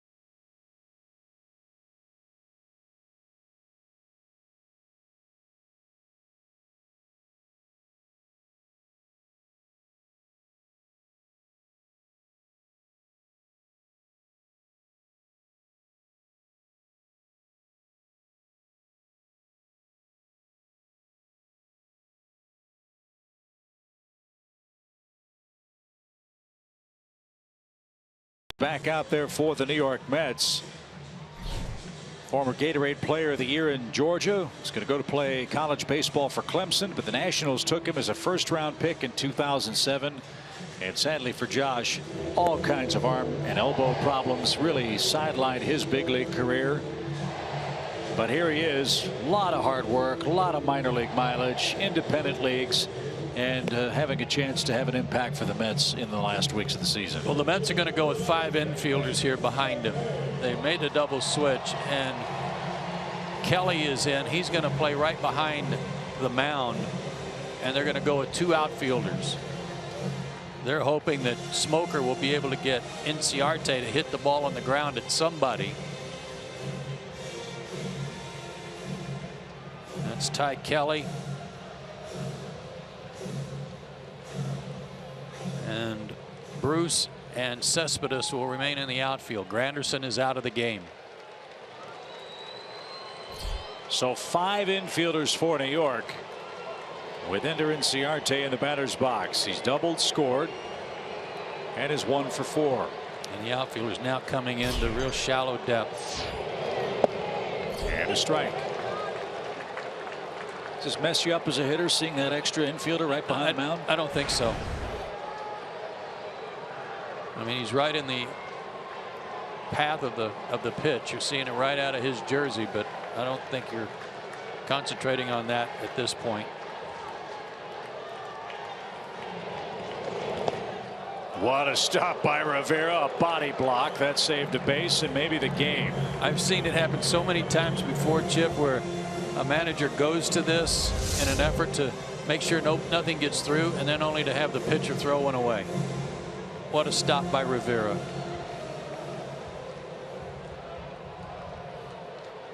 That even missed his chest protector.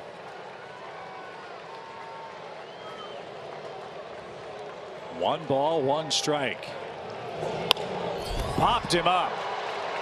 Shallow left. Cespedes is there, and he makes the play for out number 2, and Inciarte can't believe he couldn't drive that ball deeper.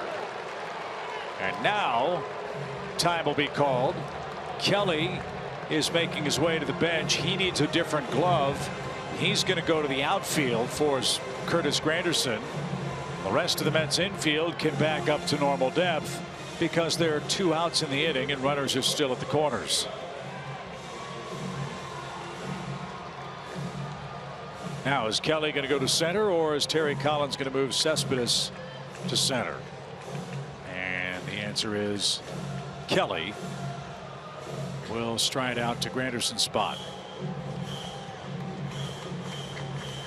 Nobody in their bullpen now. So Smoker's going to work to the right-handed hitter. Well, the old Tom Glavine saying is in line here too. If you fall behind, you've got a base open. Yeah. And you've got the lefty-lefty matchup looming, but it's no ordinary lefty in Freddie Freeman. So it's Terry Collins' desire to see Garcia be the final out of this inning. The Braves are hoping he can end it. He likes to ambush a first pitch every now and then. Let's see what he gets from Smoker. He gets a strike.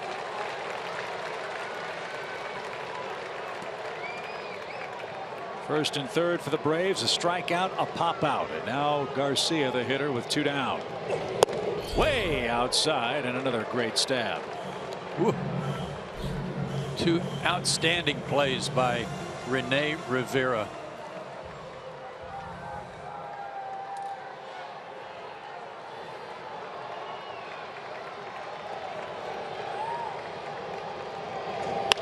Sharply hit, base hit, and the Braves have won it.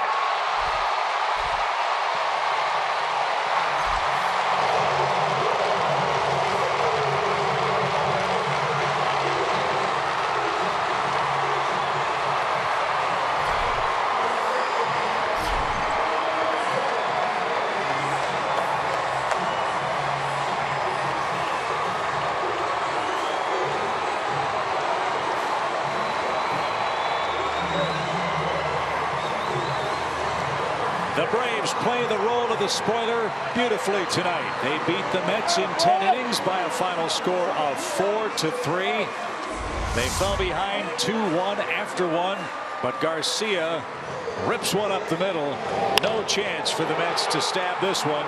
And scoring the winning run was Dansby Swanson, who led off the inning with a clean hit up the middle. Second career walk-off for Adonis Garcia. We just showed you those numbers in extra innings, and he just added to them. So this was what you call a total team effort. The Braves used 6 relievers after John Gant left after 4 2/3 innings. And in the 10th inning, don't forget the big opposite field hit by A.J. Brzezinski, a great at bat to chase Swanson to third base with what proved to be the winning run in the ball game tonight. A.J. Brzezinski and Dansby Swanson teamed up in the 10th inning to help the Braves stun the Mets. 4-3 your final. Let's send it down to Kelsey Wingert with Dansby Swanson. Thanks. I have found Dansby Swanson. Hey, your 4th consecutive multi-hit game. How are you feeling at the plate right now? Well, you always feel pretty good when you hit them when they're not playing. That's kind of just, that's kind of, I guess, the difference between when you're going good and when you're going bad. You put the ball in play and, it finds some holes. So that's what I've been doing lately. And you have a little dirt on your forehead. That normally means there was a walk-off. Adonis Garcia coming in clutch for you guys. He has done a phenomenal job recently, especially in that 2-hole. Oh, he's been unbelievable. He's really, really good with sticking with his approach, and he's just been on time a lot lately. We picked each other up tonight, especially there at the end. It's just a good feeling knowing that, we're playing hard, not giving up regardless of the situation. Hey, and what about this crowd here tonight? Over 40,000 people in Turner Field. This must have been a really cool environment to play in and a sneak peek into the future. Yeah, it's pretty special. Whenever you get a crowd like this and whenever they're energetic like they are, it's awesome. It's great to be around and it's exciting for the future and everything, but we're worried about right now. So. Well, thank you for your time, Dansby. Chip, like I said, his 4th consecutive multi-hit game. The Braves get a win. This was a fun one tonight. It was a fun one. The Braves split the series so far, a game apiece, stunned the Mets. That really hurts New York as both the Giants and Cardinals are winning in National League play tonight. We'll talk more about that, recap Game 2 and preview Game 3 when we come back to Atlanta after this.